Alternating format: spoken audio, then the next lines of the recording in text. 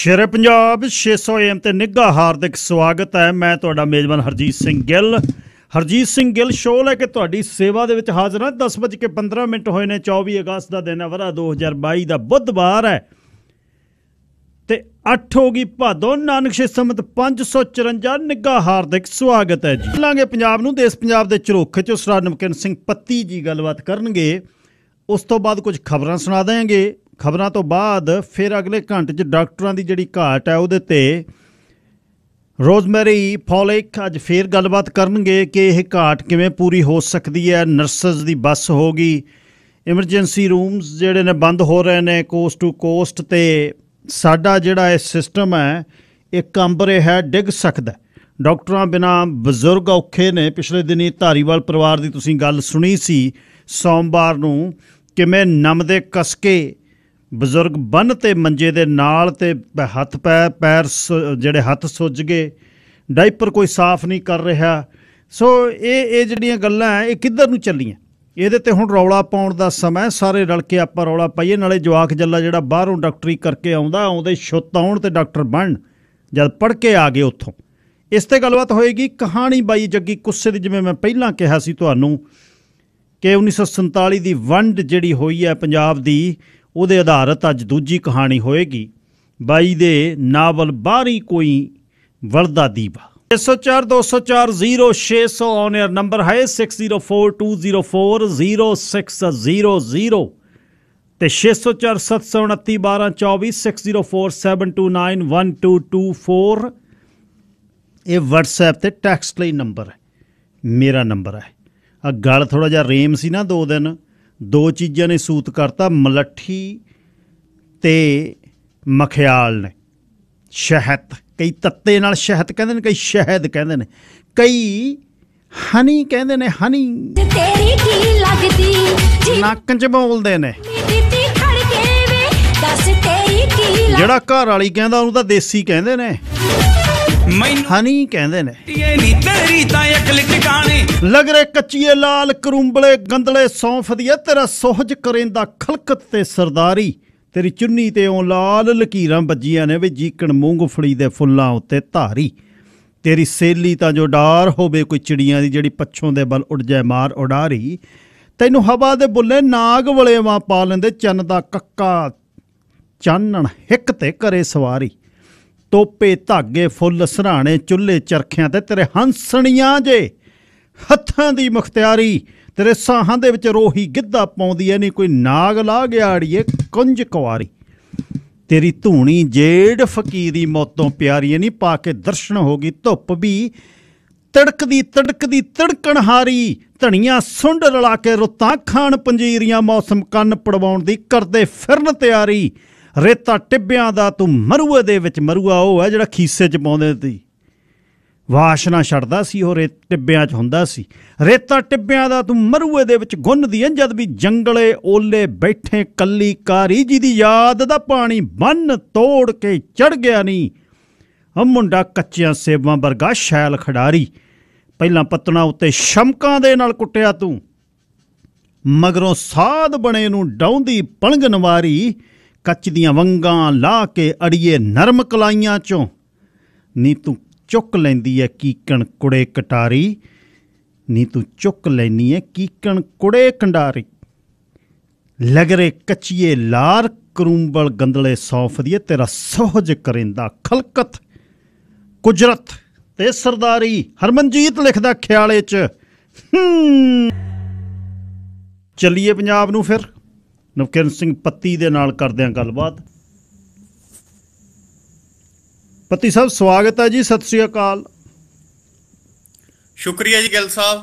ਸਭ ਤੋਂ ਪਹਿਲਾਂ ਤੁਹਾਨੂੰ ਅਤੇ ਸ਼ੇਰੇ ਪੰਜਾਬ ਰੇਡੀਓ ਸੁਣ ਰਹੇ ਸਾਰੇ ਹੀ ਸਰੋਤਿਆਂ ਨੂੰ ਮੇਰੇ ਵੱਲੋਂ ਵੀ ਪਿਆਰ ਭਰੀ ਸਤਿ ਸ਼੍ਰੀ ਅਕਾਲ ਜੀ। ਜੀ ਗਿੱਲ ਸਾਹਿਬ, ਮੋਦੀ ਜੀ ਉਹਨਾਂ ਦੀ ਫੇਰੀ ਕਿਵੇਂ ਰਹੀ? ਚੱਕ ਲਓ ਹੋ ਗਈ ਫਿਰ? ਜੀ ਗਿੱਲ ਸਾਹਿਬ, ਵਾਕਈ ਅੱਜ ਪੰਜਾਬ ਦੇ ਵਿੱਚ ਪ੍ਰਧਾਨ ਮੰਤਰੀ ਨਰਿੰਦਰ ਮੋਦੀ ਹੋਰਾਂ ਨੇ ਫੇਰੀ ਪਾਈ ਹੈ ਔਰ ਬਹੁਤ ਚਰਚਾ ਦਾ ਵਿਸ਼ਾ ਇਹ ਅੱਜ ਬਣੀ ਹੋਈ ਹੈ ਕਿਉਂਕਿ ਪ੍ਰਧਾਨ ਮੰਤਰੀ ਨਰਿੰਦਰ ਮੋਦੀ ਜਦੋਂ ਇਹ ਤੋਂ ਪਹਿਲਾਂ ਪੰਜਾਬ ਇੱਕ ਵਾਰ ਆਏ ਸੀਗੇ, ਉਦੋਂ ਕਿਹਾ ਜਾ ਰਿਹਾ ਸੀ ਕਿ ਪੰਜਾਬ ਦੇ ਲਈ ਬਹੁਤ ਸੌਗਾਤਾਂ ਲੈ ਕੇ ਆ ਰਹੇ ਨੇ। ਬਠਿੰਡਾ ਦੇ ਏਅਰਪੋਰਟ ਤੋਂ ਉਤਰ ਕੇ ਜਦੋਂ ਫਿਰੋਜ਼ਪੁਰ ਵਾਲੀ ਸਾਈਡ ਵਾਲੇ ਪਾਸੇ ਨੂੰ ਵਧੇ ਸੀਗੇ ਉਹ, ਤਾਂ ਉਹਨਾਂ ਦੇ ਕਾਫਲੇ ਦੇ ਮੂਹਰੇ ਕਿਸਾਨ ਜਥੇਬੰਦੀਆਂ ਦੇ ਆਗੂ ਨੇ ਜਿਹੜੇ ਉਹ ਆ ਗਏ ਸੀ, ਜਿਸ ਤੋਂ ਬਾਅਦ ਉਹਨਾਂ ਦਾ ਕਾਫਲਾ ਮੁੜ ਗਿਆ ਸੀ। ਉਦੋਂ ਚਰਨਜੀਤ ਚੰਨੀ ਪੰਜਾਬ ਦੇ ਚੀਫ ਮਿਨਿਸਟਰ ਸੀ।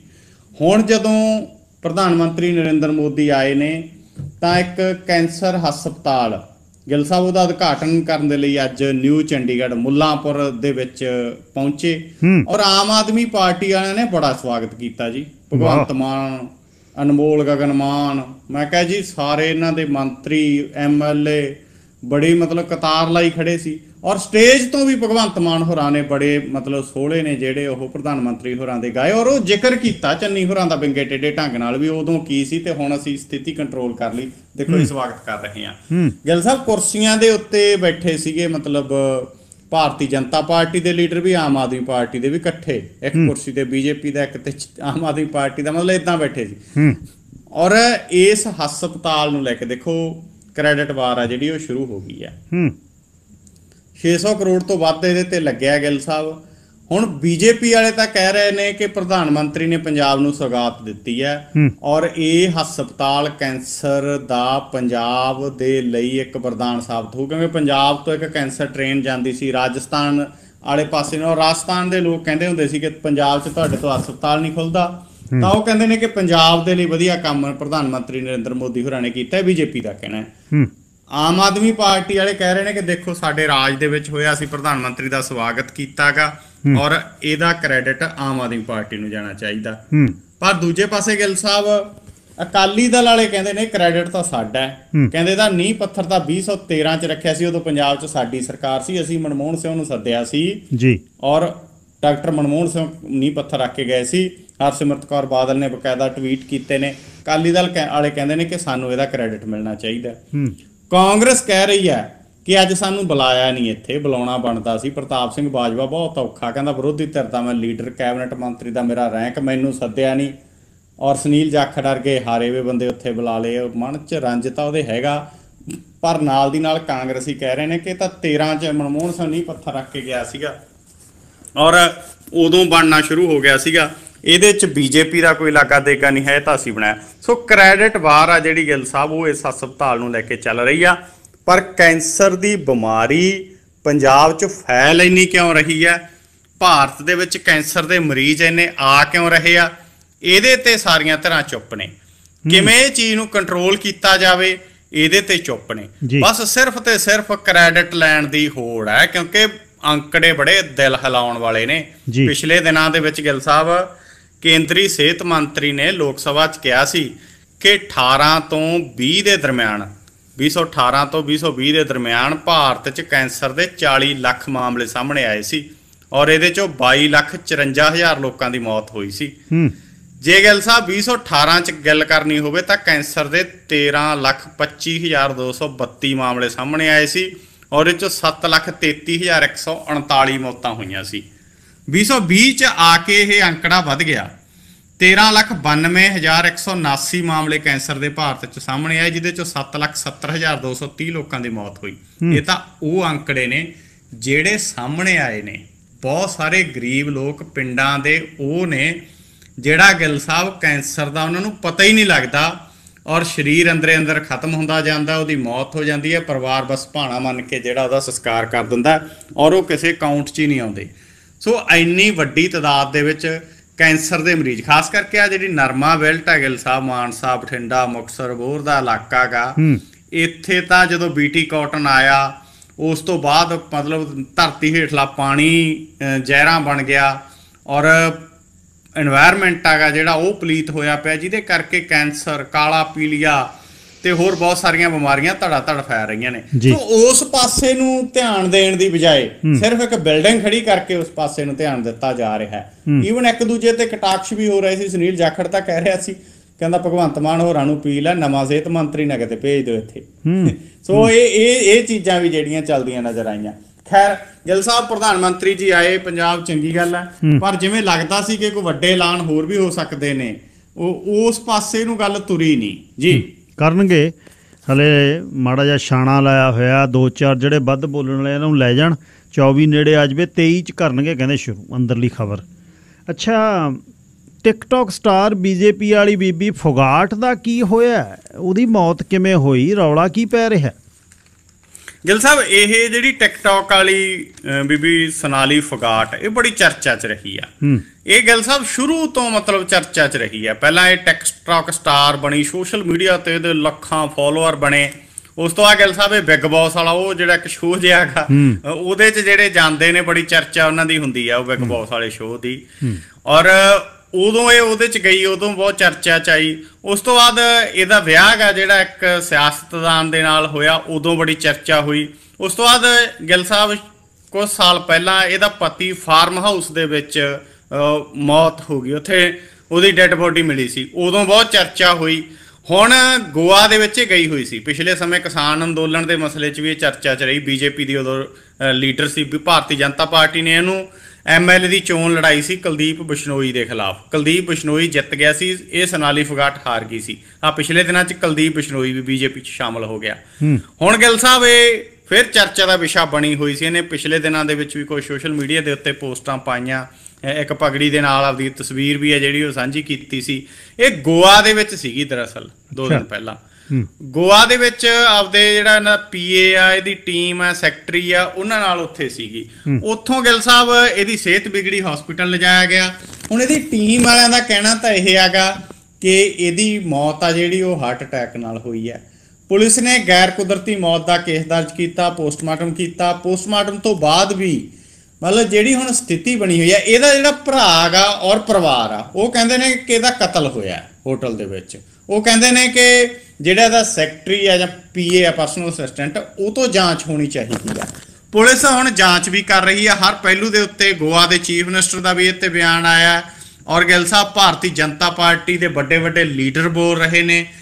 ਹਰਿਆਣਾ ਦਾ ਚੀਫ ਮਿਨਿਸਟਰ ਵੀ ਬੋਲਿਆ, ਕਿਉਂਕਿ ਸੋਨਾਲੀ ਫੋਗਾਟ, ਇਹਦੀ ਉਮਰ ਤਾਂ ਗਿੱਲ ਸਾਹਿਬ ਅਜੇ ਜਿਹੜੀ ਉਹ 42 ਸਾਲ ਦੀ ਹੈ, ਲੇਕਿਨ ਸੋਸ਼ਲ ਮੀਡੀਆ ਤੋਂ ਇੱਕ ਉੱਭਰ ਕੇ ਸਿਆਸਤ ਦੇ ਵਿੱਚ ਆਉਣਾ, ਬੀਜੇਪੀ ਦੇ ਵਿੱਚ ਮਤਲਬ ਸਰਗਰਮ ਹੋਣਾ ਔਰ ਬੜੇ ਬਿਆਨ ਦੇਣੇ, ਮਤਲਬ ਲਗਾਤਾਰ ਚਰਚਾ ਦਾ ਵਿਸ਼ਾ ਬਣਨ ਕਰਕੇ ਬਹੁਤ ਚਰਚਾ ਜਿਹੜੀ ਹੁਣ ਇਹਦੀ ਮੌਤ ਦੀ ਵੀ ਉਹ ਹੋ ਰਹੀ ਹੈ ਜੀ। ਭਾਰਤ ਭੂਸ਼ਣ ਦਾ ਕੀ ਹਾਲ ਹੈ? ਤੇ ਲੁਧਿਆਣੇ ਆਮਦਨ ਕਰ ਵਾਲਿਆਂ ਨੇ ਕਿਤੇ ਹੋਰ ਛਾਪਾ ਮਾਰ ਲਿਆ। ਜੀ, ਭਾਰਤ ਭੂਸ਼ਣ ਆਸ਼ੂ ਤਾਂ ਵਿਜੀਲੈਂਸ ਦੇ ਕੋਲੇ ਹੈ ਜੀ। ਵਿਜੀਲੈਂਸ ਦੇ ਦਫ਼ਤਰ ਦੇ ਵਿੱਚ ਰਿਮਾਂਡ ਤੇ ਉਹ ਤੋਂ ਪੁੱਛਗਿੱਛ ਹੋ ਰਹੀ ਹੈ। ਕਾਂਗਰਸ ਵਾਲੇ ਬਾਰ 'ਚ ਧਰਨਾ ਲਾਈ ਬੈਠੇ ਨੇ। ਪਹਿਲਾਂ ਤਾਂ 13 ਤੇ ਰਾਤ ਨੂੰ ਰਵਨੀਤ ਬਿੱਟੂ ਤੇ ਰਾਜੇ ਵੜਿੰਗ ਨੇ ਚੁਕਾਤਾ ਸੀ ਧਰਨਾ। ਉਦੋਂ ਬਾਅਦ ਫਿਰ ਕਾਂਗਰਸ ਦੇ ਲੀਡਰਾਂ ਨਾਲ ਗੱਲ ਹੋਈ, ਕਹਿੰਦੇ ਨਾ ਜੀ, ਅੰਦਰ ਬੈਠੇ ਆਸ਼ੂ ਨੂੰ ਇਹ ਤਾਂ ਪਤਾ ਲੱਗੇ ਵੀ ਬਾਹਰ 4 ਜਣੇ ਬੈਠੇ ਨੇ। ਕਿਉਂਕਿ ਕਾਂਗਰਸੀਆਂ ਲਈ ਹੁਣ ਇਹ ਵੀ ਵੱਡੀ ਸਰਦਰਦੀ ਹੈ ਨਾ ਕਿ ਬੀਜੇਪੀ ਵਾਲੇ ਪਾਸੇ ਨੂੰ ਵੱਡੀ ਗਿਣਤੀ ਦੇ ਵਿੱਚ ਕਾਂਗਰਸੀ ਜਾ ਰਹੇ ਨੇ। ਉਹਨਾਂ ਨੂੰ ਲੱਗਦਾ ਕਿ ਜਿਹੜੇ ਨੂੰ ਫੜਿਆ ਜਾਂਦਾ ਘੱਟੋ ਘੱਟ ਉਹਨੂੰ ਹੌਸਲਾ ਤਾਂ ਦਿੱਤਾ ਜਾਵੇ। ਖੈਰ ਗਿੱਲ ਸਾਹਿਬ, ਇਹ ਨਾ ਜਿਹੜਾ ਬਾਹਰ 'ਚ ਬੈਠੇ ਨੇ ਵਿਜੀਲੈਂਸ ਵਾਲਿਆਂ ਦੇ, ਉੱਥੇ ਚੰਗੇ ਪੱਖੇ ਪੁੱਖੇ ਲੱਗੇ ਹੋਏ ਨੇ, ਦਰੀਆਂ ਵਿਛੀਆਂ ਵੀਆਂ। ਦਰੀਆਂ ਤਾਂ ਕੋਈ ਬਹਿੰਦਾ ਨਹੀਂ, ਕੁਰਸੀਆਂ ਲੱਗੀਆਂ ਹੋਈਆਂ ਨੇ, ਬੈਠੇ ਧਰਨੇ ਤੇ ਆ। ਧਰਨੇ ਵਾਲੀ ਗੱਲ ਜੀ ਤਾਂ ਲੱਗਦੀ ਨਹੀਂ ਹੈਗੀ, ਕਿਉਂਕਿ ਧਰਨੇ ਤੇ ਜਦੋਂ ਬਾਪੂ ਹੁਣੇ ਬੈਠੇ ਸੀ ਨਾ ਜਾ ਕੇ ਗਿੱਲ ਸਾਹਿਬ ਦਿੱਲੀ ਦੇ ਬਾਰਡਰਾਂ ਦੇ ਉੱਤੇ, ਉੱਥੇ ਸੜਕ ਦੇ ਤਪਦੀਆਂ ਸੜਕਾਂ ਦੇ ਉੱਤੇ ਧੁੱਪ 'ਚ ਬੈਠ ਗਏ ਸੀ। ਉਹਨੂੰ ਧਰਨਾ ਕਹਿੰਦੇ ਨੇ। ਚੰਗੇ ਵੱਡੇ ਪੱਖੇ ਲਾ ਕੇ, ਕੂਲਰ ਲਾ ਕੇ, ਮੈਟ ਵਿਛਾ ਕੇ, ਸੋਹਣੀਆਂ ਜਿਹੀਆਂ ਕੁਰਸੀਆਂ ਢਾਹ ਕੇ, ਜਦੋਂ ਆ ਕੇ ਗਿੱਲ ਸਾਹਿਬ ਉੱਥੇ ਬਹਿ ਕੇ ਗੱਪਾਂ ਮਾਰ ਕੇ ਮੁੜ ਜਾਣਾਗਾ, ਫਿਰ ਉਹਦਾ ਧਰਨਾ ਨਹੀਂ ਉਹਨੂੰ ਕਹਿ ਸਕਦੇ। ਇਹ ਕਹਿ ਸਕਦੇ ਕਿ ਅੰਦਰ ਦੇਖਦੇ ਆ ਵਿਜੀਲੈਂਸ ਵਾਲੇ ਕਰ ਕੀ ਰਹੇ ਨੇ। ਖੈਰ, ਔਰ ਲੁਧਿਆਣੇ ਦੇ ਵਿੱਚ ਗਿੱਲ ਸਾਹਿਬ ਜਿਹੜਾ ਆਮਦਨ ਕਰ ਵਿਭਾਗ ਵਾਲਿਆਂ ਨੇ ਛਾਪਾ ਮਾਰਿਆ, ਉਹ ਛਾਪੇ ਦੀ ਵੀ ਬਹੁਤ ਚਰਚਾ ਹੈ। ਕਿਉਂਕਿ ਜਿਨ੍ਹਾਂ ਦੇ ਉਹ ਛਾਪਾ ਪਿਆ ਗਾ, ਉਹਨਾਂ ਦੀ ਸਿਆਸਤਦਾਨਾਂ ਦੇ ਨਾਲ ਬਹੁਤ ਜਿਹੜੀ ਨੇੜਤਾ ਉਹ ਦੱਸੀ ਜਾਂਦੀ ਹੈ। ਇਹ ਗਰਮੇਲ ਮੈਡੀਕਲ ਸਟੋਰ ਹੈ ਜੀ, ਬੱਲਾ ਵੱਡੇ ਜੀ। ਇਹ ਗਰਮੇਲ ਮੈਡੀਕਲ ਸਟੋਰ ਹੈ। 35 ਅਦਾਰਿਆਂ ਦੇ ਉੱਤੇ ਅੱਜ ਇੱਕੋ ਟਾਈਮ ਇਨਕਮ ਟੈਕਸ ਡਿਪਾਰਟਮੈਂਟ ਨੇ ਛਾਪੇਮਾਰੀ ਕੀਤੀ ਆ। ਔਰ ਦੱਸਦੇ ਨੇ ਕਿ ਵਿਭਾਗ ਦੇ ਪ੍ਰਿੰਸੀਪਲ ਡਾਇਰੈਕਟਰ ਦੀਆਂ ਹਦਾਇਤਾਂ ਦੇ ਉੱਤੇ ਛਾਪੇਮਾਰੀ ਕੀਤੀ ਹੈ। ਗਿੱਲ ਸਾਹਿਬ, ਹੁਣ ਵੀ ਜਾਰੀ ਹੈ, ਜਾਂਚ ਹੋ ਰਹੀ ਹੈ। ਇਨਕਮ ਟੈਕਸ ਦੀ ਰੇਡ ਅਜੇ ਵੀ ਪਈ ਹੋਈ ਹੈ, ਅਜੇ ਵੀ ਮਤਲਬ ਮਸਲਾ ਠੱਲਿਆ ਨਹੀਂ। ਕਹਿੰਦੇ ਅਜੇ ਕੱਲ੍ਹ ਨੂੰ ਤੱਕ ਮਤਲਬ ਇਹ ਜਾਂਚ ਆ ਜਿਹੜੀ ਉਹ ਜਾਰੀ ਰਹਿ ਸਕਦੀ ਹੈ, ਕਿਉਂਕਿ ਇਨਕਮ ਟੈਕਸ ਡਿਪਾਰਟਮੈਂਟ ਨੂੰ ਇਹ ਹੈਗਾ ਕਿ ਇਹ ਜਿਹੜਾ ਗਰਮੇਲ ਮੈਡੀਕਲ ਸਟੋਰਸ ਨੇ, ਇਹਨਾਂ ਦੀ ਸਿਆਸਤਦਾਨਾਂ ਦੇ ਨਾਲ ਬਹੁਤ ਨੇੜਲੀ ਸਾਂਝ ਹੈ। ਔਰ ਬੜਾ ਲੈਣ ਦੇਣ ਆ ਜਿਹੜਾ ਆਮਦਨ ਦਾ, ਉਹ ਵੱਡੀਆਂ ਹਸਤੀਆਂ ਦਾ ਇੱਥੇ ਹੋਇਆ ਨਜ਼ਰ ਆਉਂਦਾ। ਨਿਵੇਸ਼ ਕਹਿੰਦੇ ਖਾਸਾ ਹੀ ਵੱਡਾ ਹੋਇਆ ਪਿਆ। ਸੋ ਅਜੇ ਤੱਕ ਇਨਕਮ ਟੈਕਸ ਵਾਲਿਆਂ ਦੀ ਰੇਡ ਚੱਲ ਰਹੀ ਹੈ। ਕਾਫੀ ਕੁਛ ਇੱਥੋਂ ਵੀ ਨਿਕਲਣ ਦੀ ਆਸ ਉਮੀਦ ਹੈ ਜੀ। ਕਹਿੰਦੇ ਗਿੱਲ ਸਾਹਿਬ ਕਈ ਤਾਂ ਨਾ ਮਤਲਬ ਕਾਂਗਰਸੀ ਔਰ ਅਕਾਲੀ ਲੀਡਰ ਨੇ ਜਿਹੜੇ ਉਹ ਇਸ ਵਕਤ ਰਡਾਰ ਦੇ ਉੱਤੇ ਚੱਲ ਰਹੇ ਨੇ। ਖਾਸ ਕਰਕੇ ਕਾਂਗਰਸ ਪਾਰਟੀ ਦੇ ਤਾਂ ਮਤਲਬ ਜਿਨ੍ਹਾਂ ਦੇ ਕਈ ਵੱਡੇ ਲੀਡਰ ਨੇ ਜਿਹੜੇ ਉਹ ਇਸ ਰੂਪ ਦੇ ਵਿੱਚ ਨੇ ਵੀ ਜੇ ਅੰਕੜੇ ਜੇ ਮੈਂ ਕੱਢ ਕੇ ਦੇਖੇ ਅੱਧਿਓਂ ਵੱਧ ਮੰਤਰੀ ਨੇ ਜਿਹੜੇ ਇਹਨਾਂ ਦੇ ਆਉਣ ਵਾਲੇ ਦਿਨਾਂ ਦੇ ਵਿੱਚ ਜਾਂ ਜੇਲ੍ਹ 'ਚ ਹੋਣਗੇ ਜਾਂ ਗਿੱਲ ਸਾਹਿਬ ਤੁਹਾਡੇ ਕਣੀ ਇੱਧਰ ਕੈਨੇਡਾ ਅਮਰੀਕਾ ਵਾਲਾ ਜਿਹੜਾ ਜਹਾਜ਼ ਆ ਉਹ ਫੜਿਆ ਹੋਊਗਾ। ਕਿਉਂਕਿ ਜੇ ਹੁਣ ਦੇਖਿਆ ਜਾਵੇ ਸਾਧੂ ਸਿੰਘ ਧਰਮਸੋਤ ਅੰਦਰ ਹੈ, ਭਾਰਤ ਭੂਸ਼ਣ ਆਸ਼ੂ ਅੰਦਰ ਹੈ। ਇਸ ਤੋਂ ਇਲਾਵਾ ਗਿੱਲ ਸਾਹਿਬ ਇਹਨਾਂ ਦੇ ਦੋ ਜਿਹੜੇ ਸਾਬਕਾ ਲੀਡਰ ਨੇ ਉਹ ਇਹਨਾਂ ਵੱਖ-ਵੱਖ ਵਿਸ਼ਿਆਂ ਦੇ ਵਿੱਚ ਜਿਹੜਾ ਅਦਾਲਤ ਤੋਂ ਰਾਹਤ ਲੈ ਚੁੱਕੇ ਨੇ। ਕਿਉਂਕਿ ਇੱਕ ਤਾਂ ਮਦਨ ਲਾਲ ਜਲਾਲਪੁਰ ਪੰਚਾਇਤ ਫੰਡ ਘੁਟਾਲੇ 'ਚ ਜਾਂਚ ਦੇ ਘੇਰੇ 'ਚ ਹੈ, ਉਹ ਤਾਂ ਆਸਟ੍ਰੇਲੀਆ ਬੈਠਾ ਹੈ। ਸੰਗਤ ਸਿੰਘ ਗਿੱਲ ਜੀ ਆ ਉਹ ਜ਼ਮਾਨਤ ਦੇ ਉੱਤੇ ਹੈ।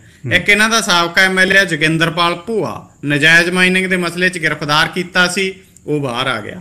ਉਹ ਜਿਹੜਾ ਮੁਖਤਾਰ ਅੰਸਾਰੀ ਯੂਪੀ ਦਾ ਗੈਂਗਸਟਰ ਮਤਲਬ ਪੰਜਾਬ ਦੀ ਜੇਲ੍ਹ 'ਚ ਰਿਹਾ, ਉਹਨੂੰ VIP ਟਰੀਟਮੈਂਟ ਦੇਣ ਦੇ ਮਸਲੇ ਦੇ ਵਿੱਚ ਕਹਿੰਦੇ ਜੇਲ੍ਹ ਮੰਤਰੀ ਹੁੰਦਾ ਸੀਗਾ ਸੁਖਜਿੰਦਰ ਸਿੰਘ ਰੰਧਾਵਾ, ਉਹ ਰਡਾਰ ਤੇ ਚੱਲ ਰਿਹਾ।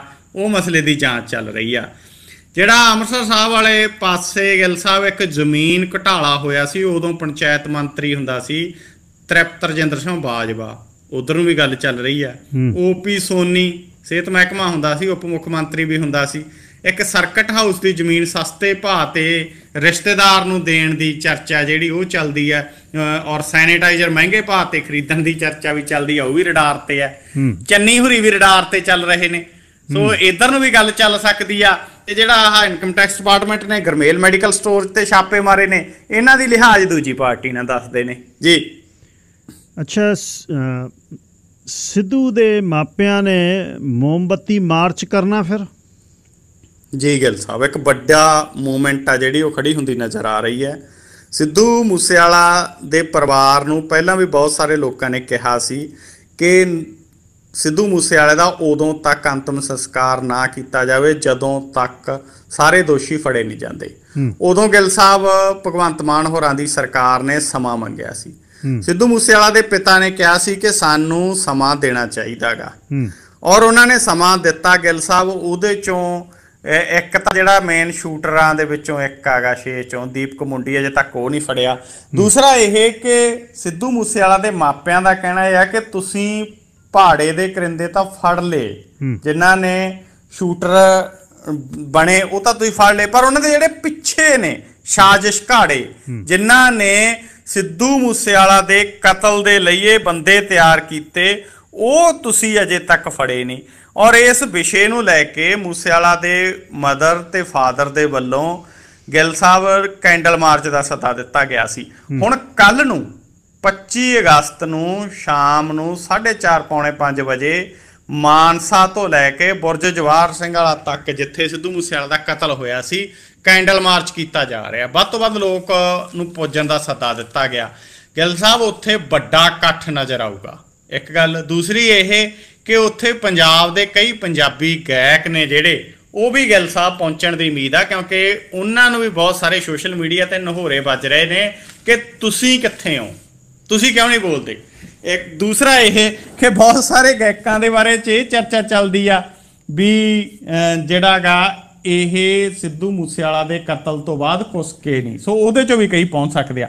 ਸੋ ਇਸ ਕਰਕੇ ਵੱਡਾ ਇਕੱਠ ਹੋ ਸਕਦਾ ਗਾ ਕੱਲ ਨੂੰ।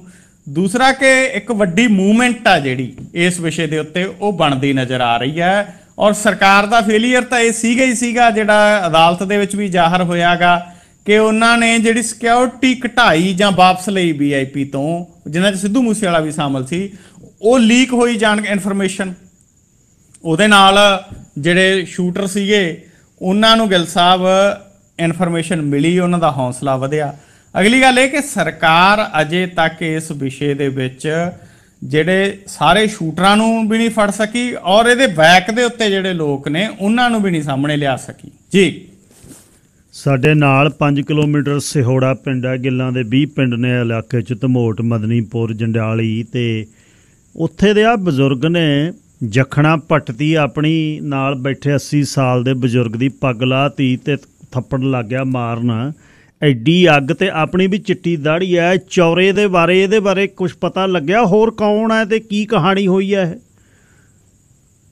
ਜੀ ਗਿੱਲ ਸਾਹਿਬ, ਇਹ ਲੁਧਿਆਣਾ ਜ਼ਿਲ੍ਹੇ ਦੀ ਘਟਨਾ ਜੀ। ਔਰ ਗਿੱਲ ਸਾਹਿਬ, ਪਿੰਡ ਸਿਹੌੜਾ ਸਥਿਤ ਸ਼ਹੀਦਗੜ੍ਹ ਪਬਲਿਕ ਸਕੂਲ ਦੇ ਸਾਬਕਾ ਡਾਇਰੈਕਟਰ ਨੇ ਅਜੀਤ ਸਿੰਘ। ਉਹਨਾਂ ਦੀ ਸਾਬਕਾ ਸਰਪੰਚ ਤੇ ਆਮ ਆਦਮੀ ਪਾਰਟੀ ਦੇ ਕਾਗੂ ਵੱਲੋਂ ਜਿਹੜਾ ਗਾ ਉਹ ਦਸਤਾਰ ਤਾਰੀ ਗਈ ਹੈ। ਕੁੱਟਮਾਰ ਕਰਨ ਦੀ ਜਿਹੜੀ ਵੀਡੀਓ ਆ ਉਹ ਸਾਹਮਣੇ ਆਈ ਹੈ। ਇਸ ਮਸਲੇ 'ਚ ਪੁਲਿਸ ਨੇ FIR ਦਰਜ ਕੀਤੀ ਹੈ। 80 ਸਾਲ ਦੀ ਬਜ਼ੁਰਗ ਦੀ ਉਮਰ ਹੈ ਅਜੀਤ ਸਿੰਘ ਦੀ। ਔਰ ਉਹਨਾਂ ਨੇ ਬਿਆਨ ਲਿਖਾਇਆ ਗਾ ਕਿ ਉਹ ਸ਼ਹੀਦਗੜ੍ਹ ਜਿਹੜਾ Khalsa senior secondary school Sihaura ਉਹਦੇ 'ਚ ਬਤੌਰ ਡਾਇਰੈਕਟਰ 17 ਸਾਲ ਤੋਂ ਕੰਮ ਕੀਤਾ ਹੈ ਤੇ ਹੁਣ ਵੀ ਮੌਜੂਦਾ ਕਮੇਟੀ ਦੇ ਮੈਂਬਰ ਨੇ। ਉਹ ਕਹਿੰਦੇ ਕਿ ਮੈਂ ਆਪਦੇ ਨਿੱਜੀ ਕੰਮ ਦੇ ਸੰਬੰਧ 'ਚ ਸਕੂਲ ਗਿਆ ਸੀ ਤਾਂ ਮੈਂ ਸਕੂਲ ਦੇ ਪ੍ਰਿੰਸੀਪਲ ਦੇ ਦਫ਼ਤਰ 'ਚ ਸਕੂਲ ਦੇ ਜਿਹੜੇ ਕੈਸ਼ੀਅਰ ਨੇ ਉਹਦੇ ਨਾਲ ਗੱਲ ਕਰ ਰਿਹਾ ਸੀਗਾ।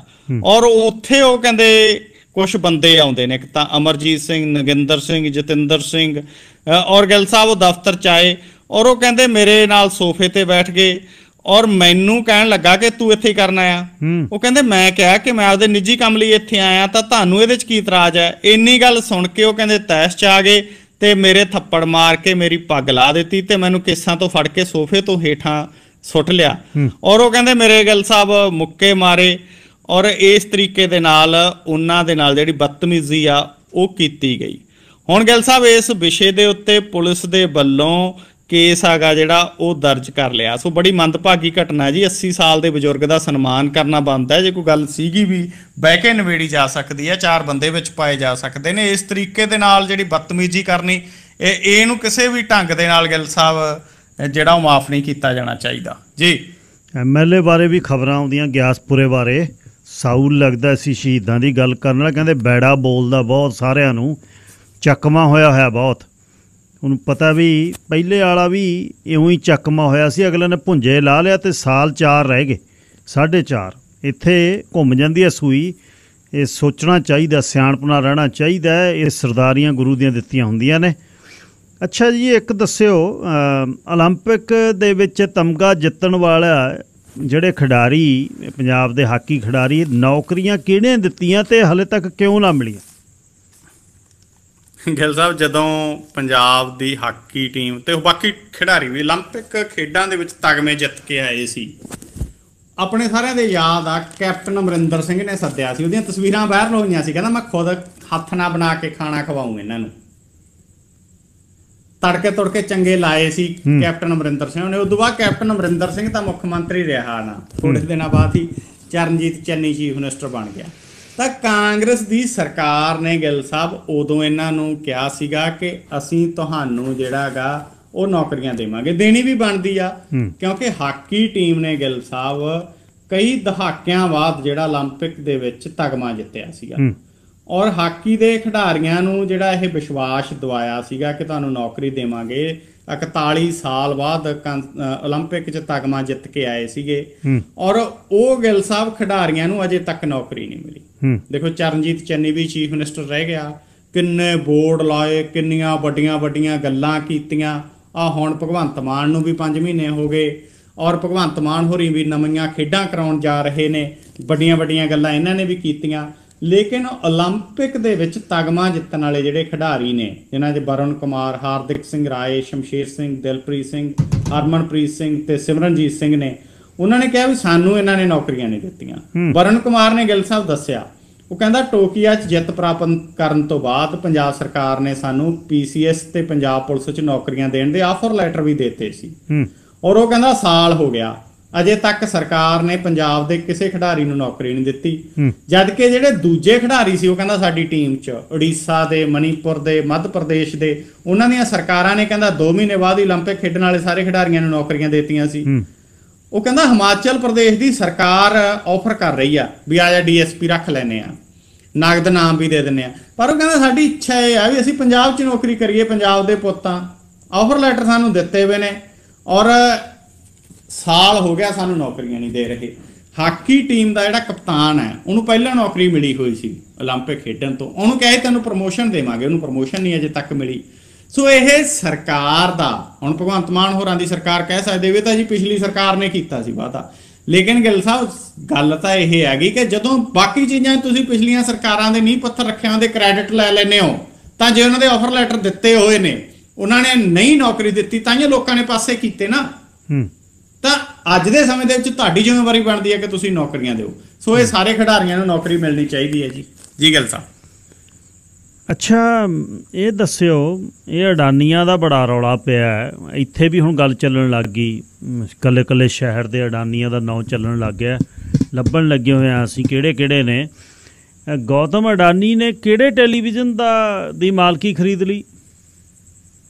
ਜੀ ਜੀ ਗਿੱਲ ਸਾਹਿਬ, ਭਾਰਤ ਦੇ ਵਿੱਚ ਇੱਕੋ ਹੀ ਟੈਲੀਵਿਜ਼ਨ ਚੈਨਲ ਆ ਜਿਹੜਾ ਪਿਛਲੇ ਸਮੇਂ ਤੋਂ ਉਹ ਦੇ ਬਾਰੇ ਕਿਹਾ ਜਾਂਦਾ ਗਾ ਕਿ ਨਿਰਪੱਖਤਾ ਦੇ ਨਾਲ ਗੱਲ ਰੱਖਦਾ। ਖਾਸ ਕਰਕੇ ਰਵੀਸ਼ ਕੁਮਾਰ ਦਾ ਸ਼ੋਅ ਬਹੁਤ ਚਰਚਾ ਦਾ ਵਿਸ਼ਾ ਬਣਿਆ ਹੋਇਆ।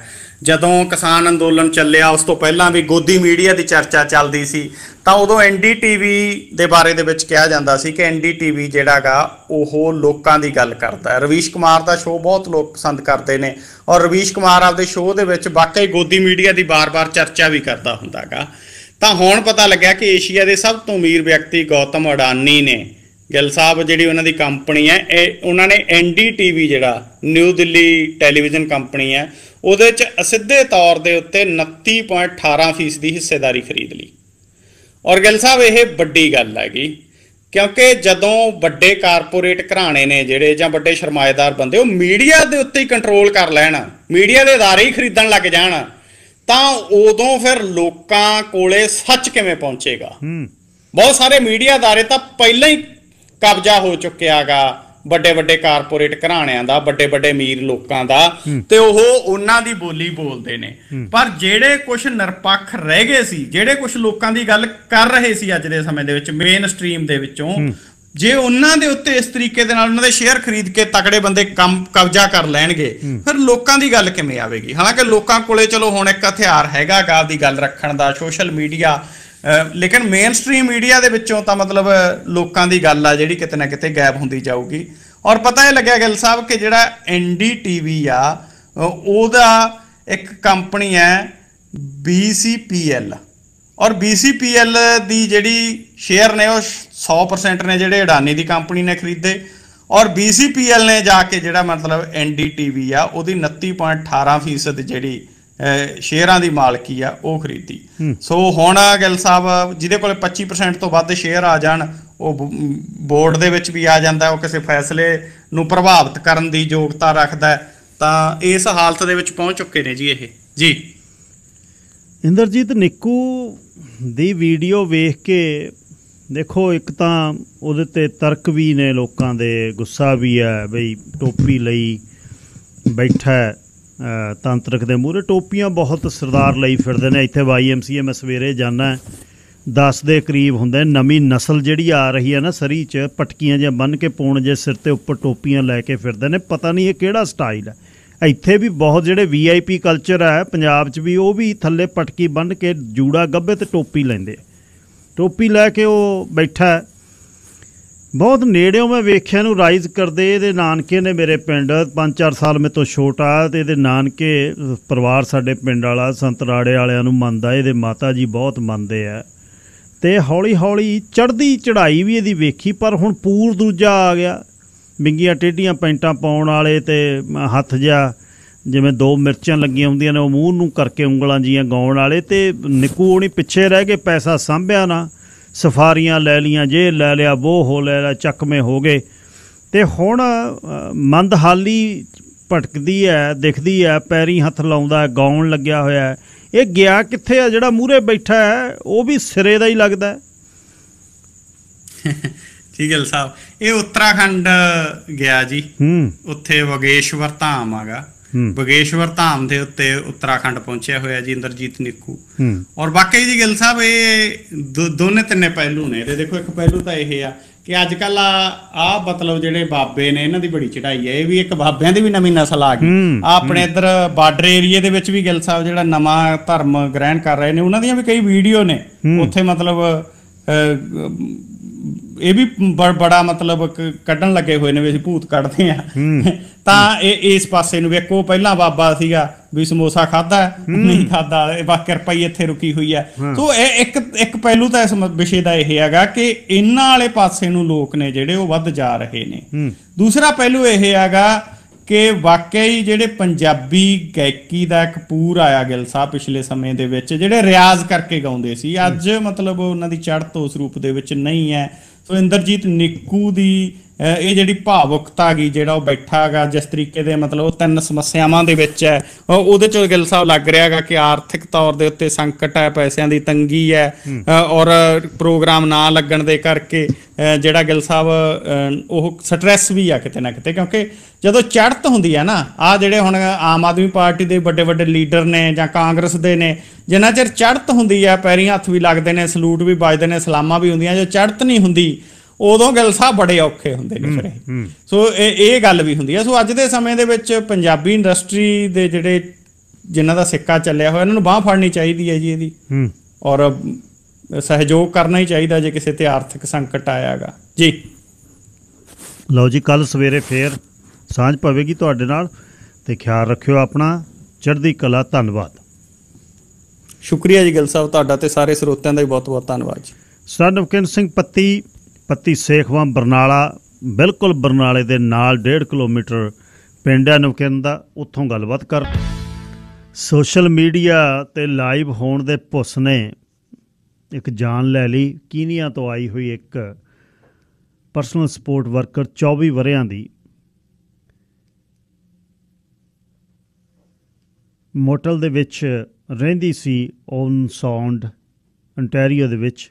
ਸ਼ਿਫਟ ਖ਼ਤਮ ਕਰਕੇ ਆਈ 2 ਵਜੇ, ਮੋਟਲ ਦੇ ਪੂਲ 'ਚ ਨਹਾਉਣ ਲੱਗੀ ਅਤੇ ਲਾਈਵ ਹੋ ਗਈ। ਲਾਈਵ ਹੁੰਦੀ ਹੁੰਦੀ ਡੂੰਘੇ ਪਾਣੀ ਚਲੇ ਗਈ ਅਤੇ ਡੁੱਬ ਗਈ 10 ਮਿੰਟ ਬਾਅਦ। ਅਤੇ ਉਸ ਤੋਂ ਬਾਅਦ 3 ਘੰਟੇ ਜਿਹੜੀ ਹੈ ਫੇਸਬੁੱਕ ਲਾਈਵ ਹੁੰਦੀ ਗਈ। 5 ਵਜੇ ਕਿਸੇ ਨੇ ਆ ਕੇ ਵੇਖਿਆ ਕਿ ਡੁੱਬੀ ਪਈ ਆ, ਤਾਂ ਉਸਨੇ ਲਾਈਵ ਸਟਰੀਮਿੰਗ ਬੰਦ ਕੀਤੀ। ਹੋਟਲ ਇੱਕ ਗੈਸਟ ਨੇ ਓਨਟਾਰੀਓ ਪ੍ਰੋਵਿੰਸ਼ੀਅਲ ਪੁਲਿਸ 6:45 ਵਜੇ ਸੱਦੀ। ਹੁਣ ਪਰਿਵਾਰ 50,000 ਇਕੱਠਾ ਕਰ ਰਿਹਾ ਉਹਦਾ ਸਰੀਰ ਕੈਨੀਆ ਲਿਜਾਣ ਲਈ। ਕਿੱਡੀ ਵੱਡੀ ਗਲਤੀ ਹੈ ਅਤੇ ਕਿੱਡਾ ਪ੍ਰਭਾਵ ਆ ਸਾਡੇ 'ਤੇ ਇਹਦੇ 'ਚੋਂ। ਅਸੀਂ ਮਤਲਬ ਮੈਂ ਤਾਂ ਇਸ ਨੂੰ ਹੁਣ ਬਿਮਾਰੀ ਉਹ ਮੰਨਦਾ, ਡਿਜ਼ੀਜ਼ ਇਹ ਮੰਨਦਾ, ਕੋਈ ਹੋਰ ਗੱਲੇ ਹੈ ਨਹੀਂ। ਗੱਡੀ 'ਚ ਜਾਂਦੇ ਹੋਏ ਪਤਾ ਵੀ ਹੁਣ ਤੁਸੀਂ ਸੈੱਲਫੋਨ ਨੂੰ ਹੱਥ ਨਹੀਂ ਲਾ ਸਕਦੇ। ਸਡਨ ਜਿਹੜਾ ਹੌਲ ਪੈਂਦਾ, ਬੰਦਾ ਛੇਤੀ ਫੋਨ ਦੇਖਦਾ, ਕਦੇ ਪੱਟਾਂ 'ਤੇ ਰੱਖ ਲੈਂਦਾ, ਕਦੇ ਖੱਬੇ ਰੱਖ ਲੈਂਦਾ ਉਹਨੂੰ। ਹਰ 30 ਸੈਕਿੰਡ ਬਾਅਦ ਨੋਟੀਫਿਕੇਸ਼ਨ, ਕਿਉਂਕਿ ਨੋਟੀਫਿਕੇਸ਼ਨ ਆਨ ਨੇ ਜਿਨ੍ਹਾਂ ਨਾਲ ਕੋਈ ਮਤਲਬ ਨਹੀਂ। ਫੇਸਬੁੱਕ ਵੀ ਚੱਲ ਰਹੀ ਹੈ, ਇੰਸਟਾ ਵੀ ਚੱਲ ਰਿਹਾ, ਸਨੈਪਚੈਟ ਵੀ ਚੱਲ ਰਹੀ ਹੈ, ਟਵਿੱਟਰ ਵੀ ਚੱਲ ਰਿਹਾ, ਵਟਸਐਪ ਵੀ ਚੱਲ ਰਿਹਾ, SMS ਵੀ ਚੱਲ ਰਹੇ ਨੇ, ਅਤੇ ਕੁਛ ਵੀ ਕੱਢਣ ਪਾਉਣ ਨੂੰ ਨਹੀਂ ਉਹਦੇ 'ਚ।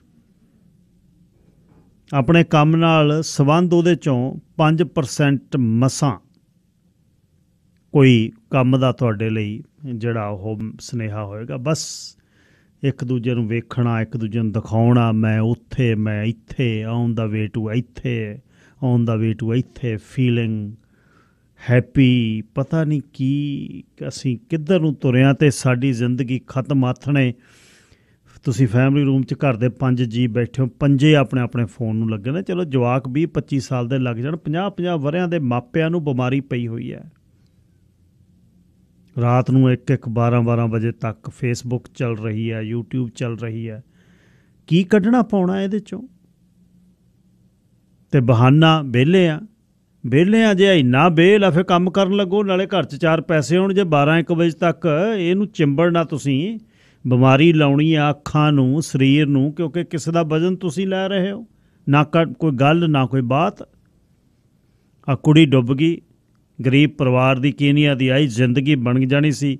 22 ਵਰ੍ਹਿਆਂ ਦੀ ਇੱਥੇ ਆਈ, 2 ਸਾਲਾਂ 'ਚ ਪੜ੍ਹਾਈ ਕੀਤੀ, ਨੌਕਰੀ ਮਿਲ ਗਈ ਅਤੇ ਟੱਬਰ ਝਾਕਦਾ ਸੀ, ਮਾਪਿਆਂ ਨੇ ਆ ਜਾਣਾ ਸੀ, ਉਹ ਨਿਬੜ ਗਿਆ ਕੰਮ। ਇੱਧਰਲੇ ਪਾਸਿਓਂ ਨੋਰਮਲ ਜਗ੍ਹਾ ਤੋਂ ਸ਼ੁਰੂ ਹੋਈ, ਤੁਰਦੀ ਡੂੰਘੇ ਚਲੇ ਗਏ। ਜਦ ਪਾਣੀ ਨਿਕਲ ਗਿਆ ਪੈਰੋਂ, ਗਿਆ ਬਸ। ਉਹਦੇ ਬਾਅਦ ਚੁਆਇਸ ਹੀ ਕੋਈ ਨਹੀਂ। ਸਵਿਮ ਸੂਟ ਦਿਖਾਉਣ ਦੇ ਲਈ ਉੱਪਰ ਦੀ ਜਿਹੜੀ ਲਾਈਫ ਜੈਕਟ ਨਹੀਂ ਪਾਈ ਹੋਈ ਸੀ। ਇੱਕ ਥੋੜ੍ਹਾ ਪੰਗਾ, ਹੁਣ ਪੰਗੇ ਬਹੁਤ ਨੇ ਵੀ ਦਿਖਣਾ ਕੀ ਹੈ, ਦਿਖਾਉਣਾ ਕੀ ਹੈ, ਖਤਮ। ਇਹ ਜਿਹੜੀ ਨਾ ਮਤਲਬ ਸਾਨੂੰ ਬਹੁਤ ਵੱਡੀ ਇੱਕ ਤਰਾਸਦੀ 'ਚੋਂ ਲੰਘ ਰਹੇ ਹਾਂ ਅਸੀਂ, ਅਤੇ ਇਹਦੇ ਜਿਹੜੇ ਸਿੱਟੇ ਨੇ ਉਹ ਗੰਭੀਰ ਹੋਣੇ ਨੇ, ਚੰਗੇ ਨਹੀਂ ਹੋਣੇ। ਅੱਛਾ, ਕੋਈ ਗੱਲ ਹੋ ਜਾਵੇ ਇਹਦੇ ਮੱਥੇ, ਸਰੀ 'ਚ ਗੱਲ ਚੱਲ ਰਹੀ ਹੈ, ਕੋਈ ਕੌਂਸਲ ਦੀ ਸੀਟ ਦੇ ਵਿੱਚੋਂ ਪਰਾਂ ਹੋ ਗਿਆ, ਮੈਂ ਲੜਨੀ ਨਹੀਂ, ਉਹਦੀ ਗੱਲ ਚੱਲ ਰਹੀ ਹੈ, ਦੂਜਾ ਵਿਰੋਧੀ ਧਿਰ ਕਹਿੰਦਾ ਸਾਡੇ ਕੋਲ ਵੀਡੀਓ ਸੀ। ਲੈ ਦੱਸ,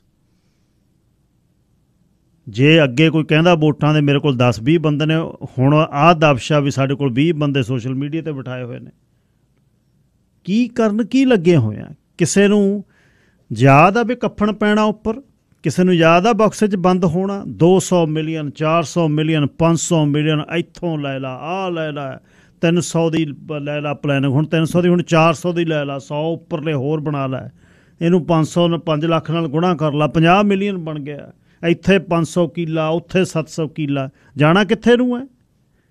ਸੋਨੇ ਦੀ ਰੋਟੀ ਜਾਂ ਤਾਂ ਕੋਈ ਖਾ ਕੇ ਦਿਖਾਵੇ ਨਾ ਦੰਦੀ ਵੱਢ ਕੇ, ਫਿਰ ਤਾਂ ਮੰਨਾ। ਫਿਰਨਾ ਸਾਡੇ ਵਾਂਗੂ ਸੜਕਾਂ 'ਤੇ ਹੈ, ਅਸੀਂ ਤਾਂ 5 ਕੱਢ ਕੇ ਕੌਫੀ ਖਰੀਦ ਲਾਂਗੇ ਅਤੇ ਦੂਜੇ ਵੱਲ ਝਾਕਣਾ ਵੀ ਡਾਲਰ ਦੀ ਕੌਫੀ ਕੋਈ ਲੈ ਦੇਵੇ।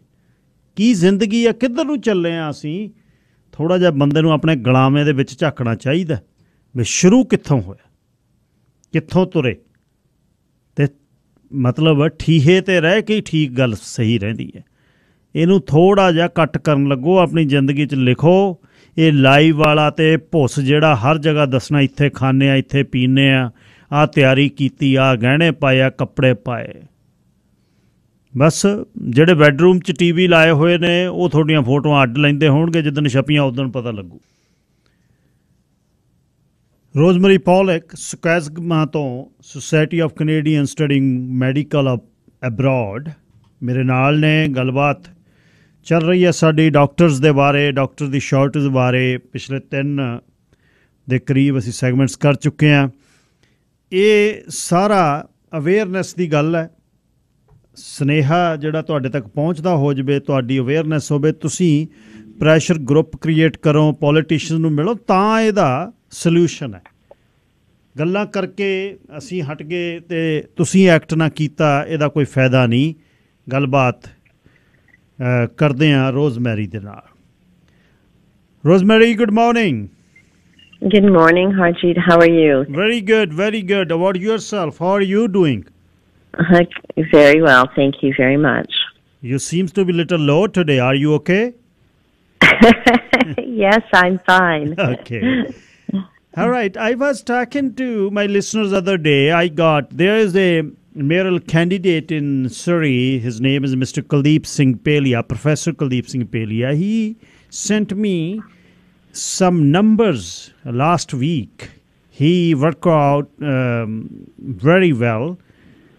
He just got all these numbers from all over the world, specifically from Europe, as we compare with the European health services.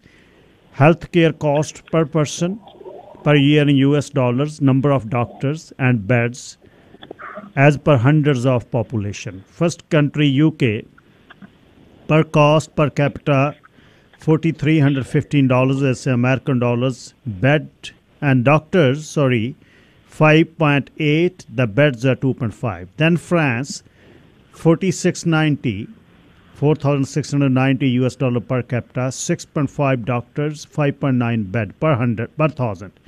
Germany, 5472, 4.3 doctors and 8.0 beds.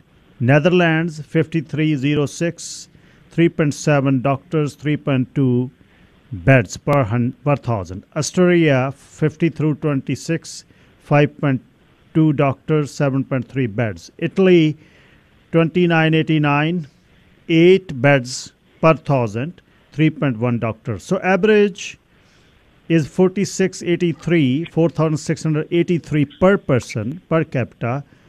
5.8 beds and 5.8 doctors per 5 beds. Canada is 5,000 per capita. Our spending is more than average of European. 2.4 doctors, 2.5 beds. He said, Canada needs more doctors, means 5.8 is average of Europe. We have 2.4, means 3.4 per thousand. Canada needs more beds, 5 beds in Europe average. We have 2.5 more beds per thousand, means 2,500 per million, and doctors 3,400 per million. He calculated 129,000 more doctors and 95,000 more beds in all over Canada. What would you like to say on this? That is certainly consistent with the information that I have, that Canada has one of the more expensive amount of spending, but does not do well in performance. And since there have been a number of articles out in the papers across Canada, yes, talking about what I raised with you in our first meeting, and that is that since the early 1990s, the fiscal management policy of the Ministries of Health has been to control healthcare costs by controlling the number of physicians who can become licensed. And so this crisis of shortage of family doctors is decades in the making, and it's not an accident. And what your listeners should be concerned about, yes, is that the data that you just presented, which demonstrates that we spend more on healthcare and have way less results in terms of doctors available.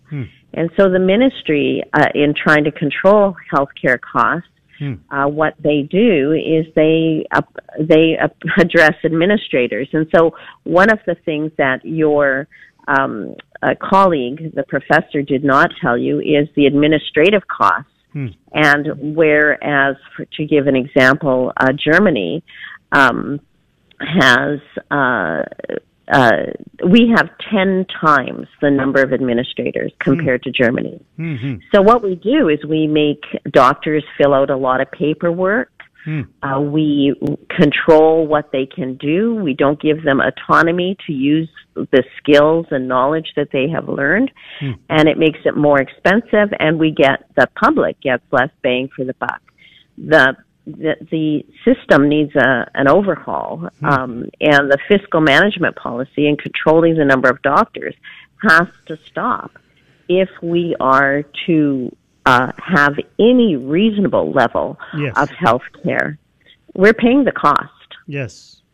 There was major broke news, last month. There's CBC News. Woman died of cardiac arrest in BC, interior town, where ER was closed.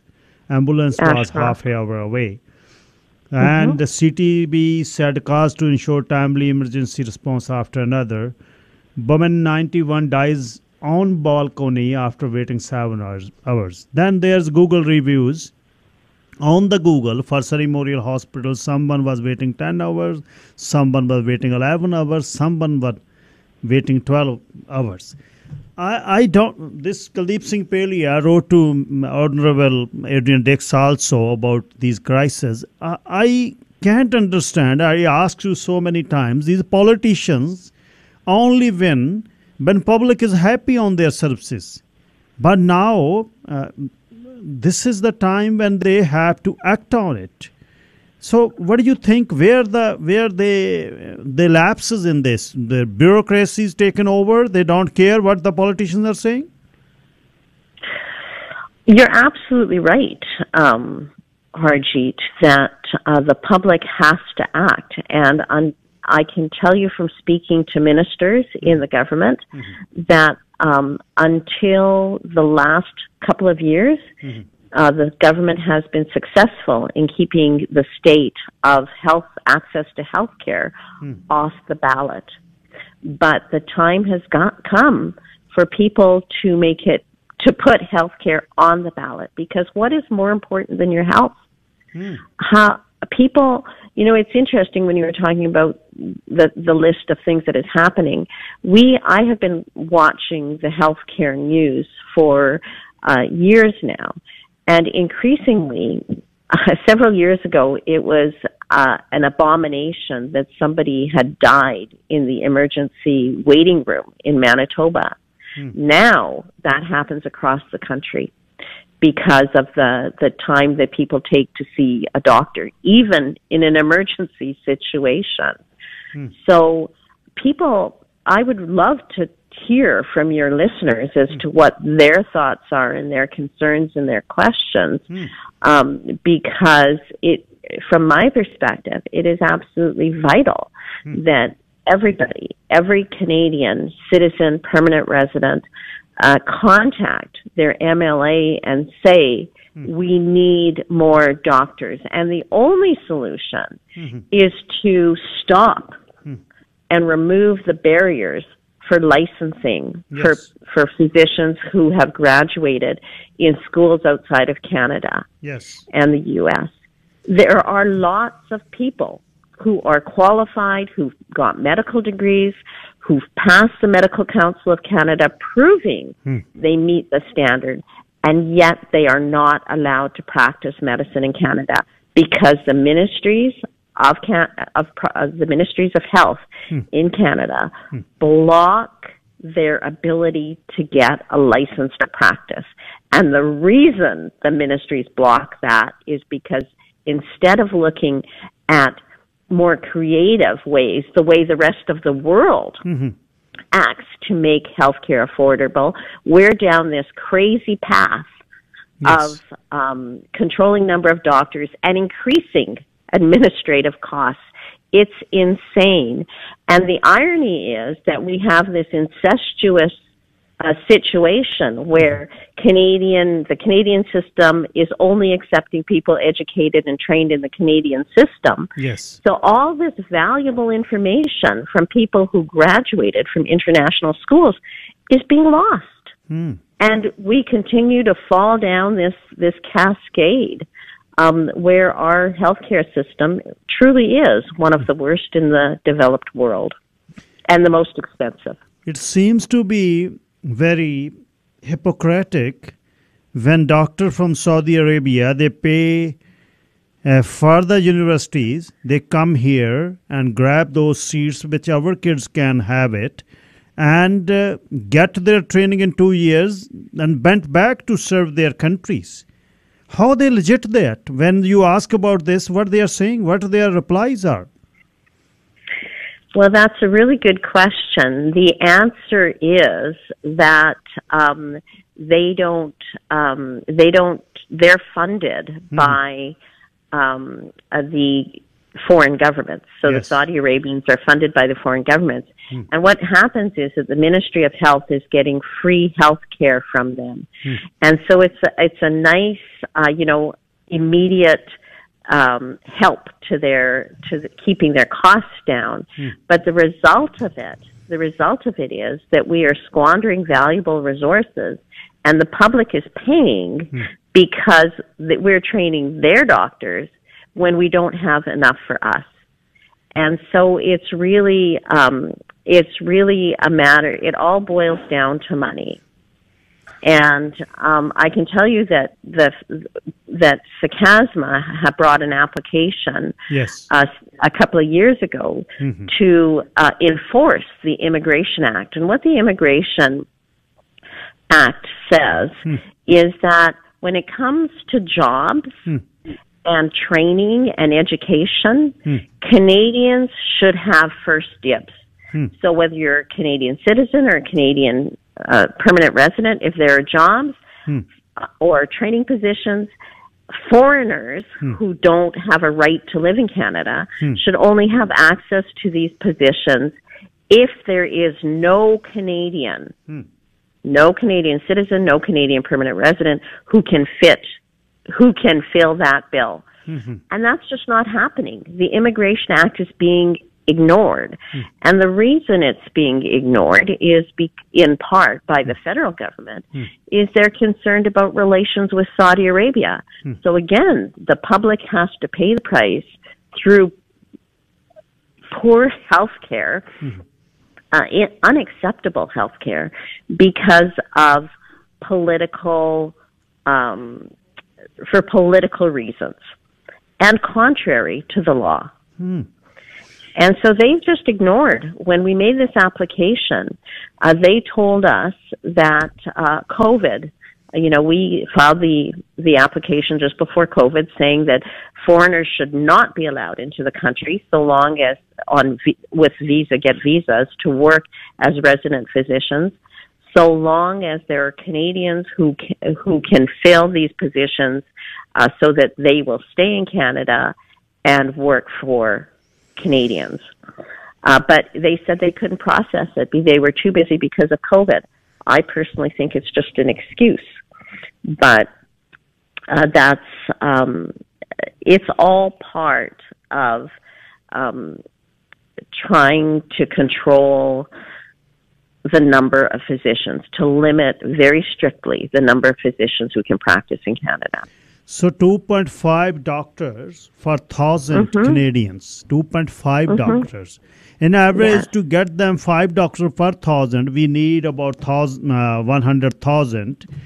But your data shows if they allow IMGs, how long it will take Canada to fill those 100,000?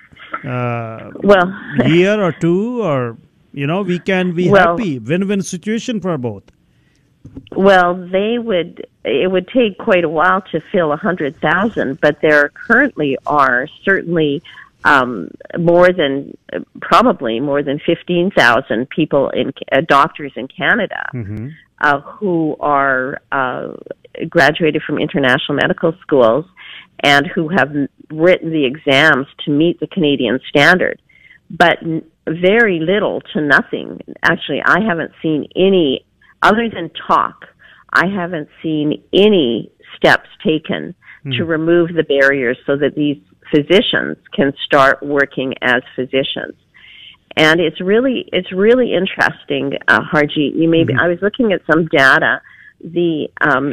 An organization, CAPER, which tracks training in Canada, they reported in their annual report, which was published just a week or two ago, that since 2013, the ministries of health have decreased funding by 280. So between 2013 and 2021, they've decreased funding for Canadian citizens and permanent residents who graduated from international schools by 15%. They didn't increase it. They've decreased it. 280 decrease between 2013 and 2021.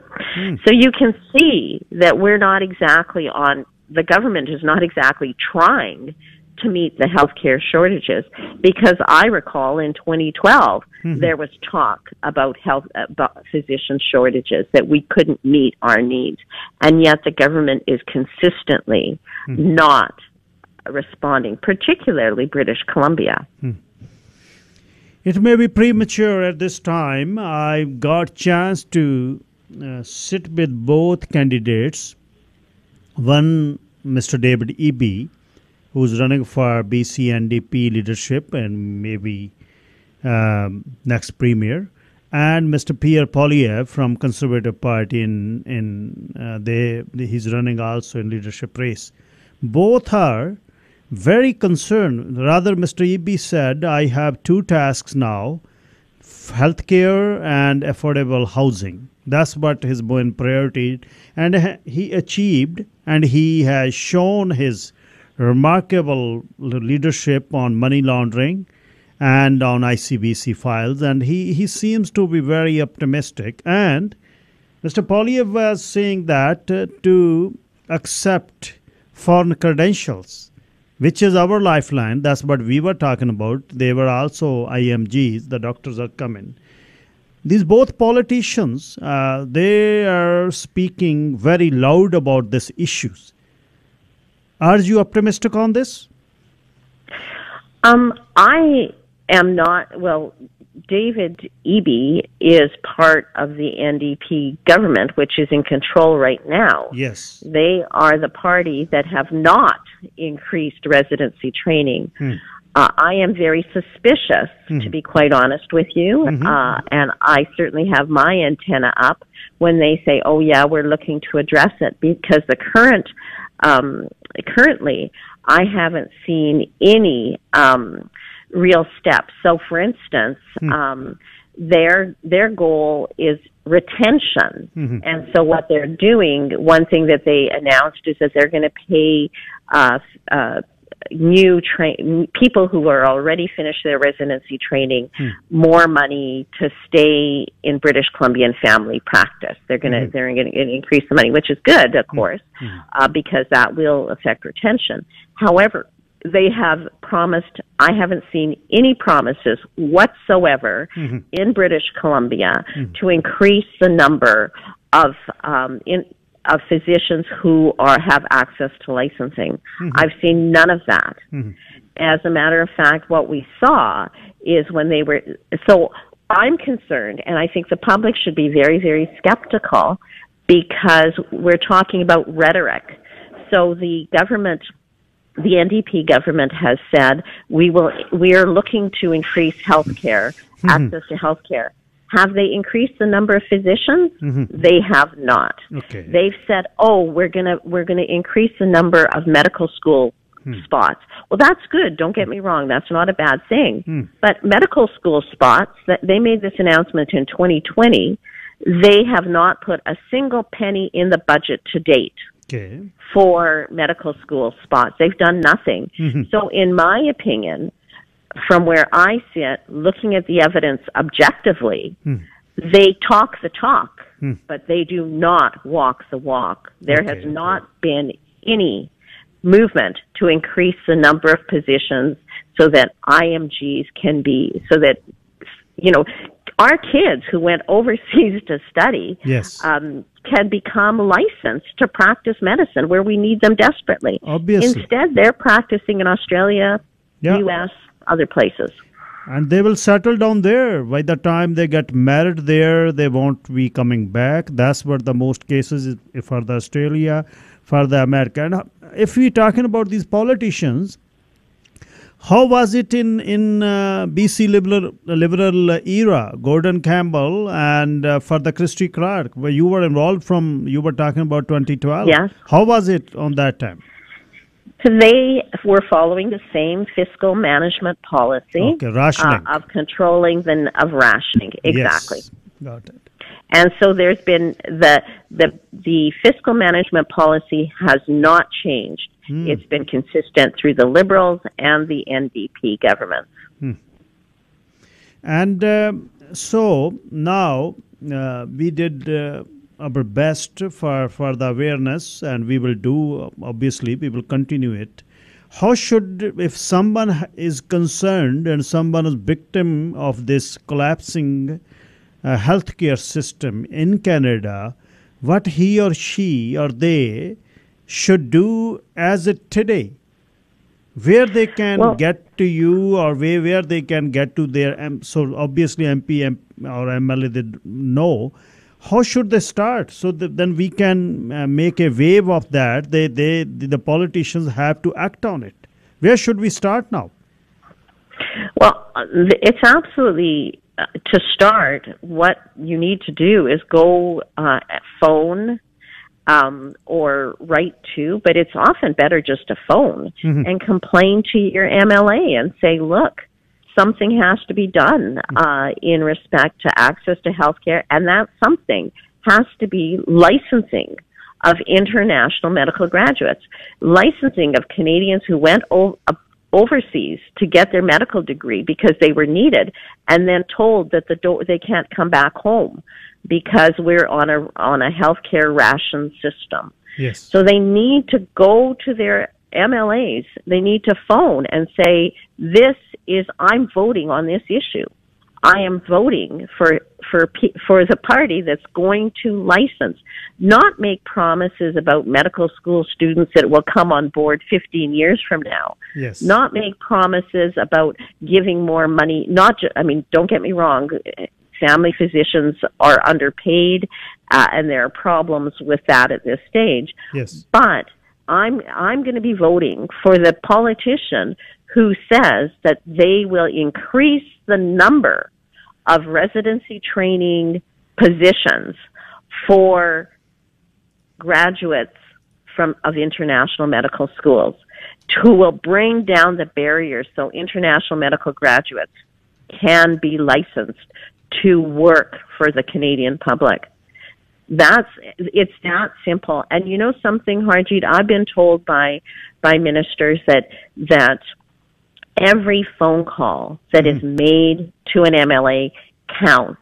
And I can tell you from my dealings with politicians that your community matters. And your community has influence, and if they pick up the phone and call their MLA and say, we want international medical graduates who are in this country now to be licensed now, yes, or shortly, they can do an assessment in as little as 12 weeks. It exists. They just don't use it. They limit that to 30 people. It's not impossible. But there is no political will to increase the number of physicians. So we will leave it here. And can you share your any contact where the community reach to you? And I'm fading on it. But you were doing it from years. We put our best efforts. Actually, most of our 2 or 3 we host from our radio station. We spoke very loud in last month or 2 about this collapsing healthcare system. We are doing our best, and you are doing your best. I think it's very best and very simple to call your MLA and MP, but community. I don't know. You can talk about your community, and I can talk about my community. Why people are sitting and quiet on it, and they wait 10 or 12 hours in year. They're waiting for surgeries for 6, 7, 8 months, 2 years, and they wait for their scans for about 6 months, 7 months. Why don't they speak out? What did you find out of it? Why people are quiet? That is a very good question that I don't have the answer to. But you're absolutely right, Harjit. Absolutely right that people are complacent in their democracy, and as a result of that, we are losing our power. Yes. Thank you. And can you share your email or phone, whatever you want to share? Yes. Anybody who's interested in this can contact us at Sakasma at outlook. Excuse me. Sakasma, SOCASMA. Yes. At outlook.com. Sakasma at outlook.com. We will having a few meetings soon with you and some politicians and community groups in 2 weeks from now, Rosemary. I will be organizing those meetings to create a pressure group from community, and I will invite you there to address the congregation, and so we can get involved in your organization, your group, so we can fight this issue and get it done. Thank you very much again, and best wishes. You are very strong and doing it, and we will get a result out of it.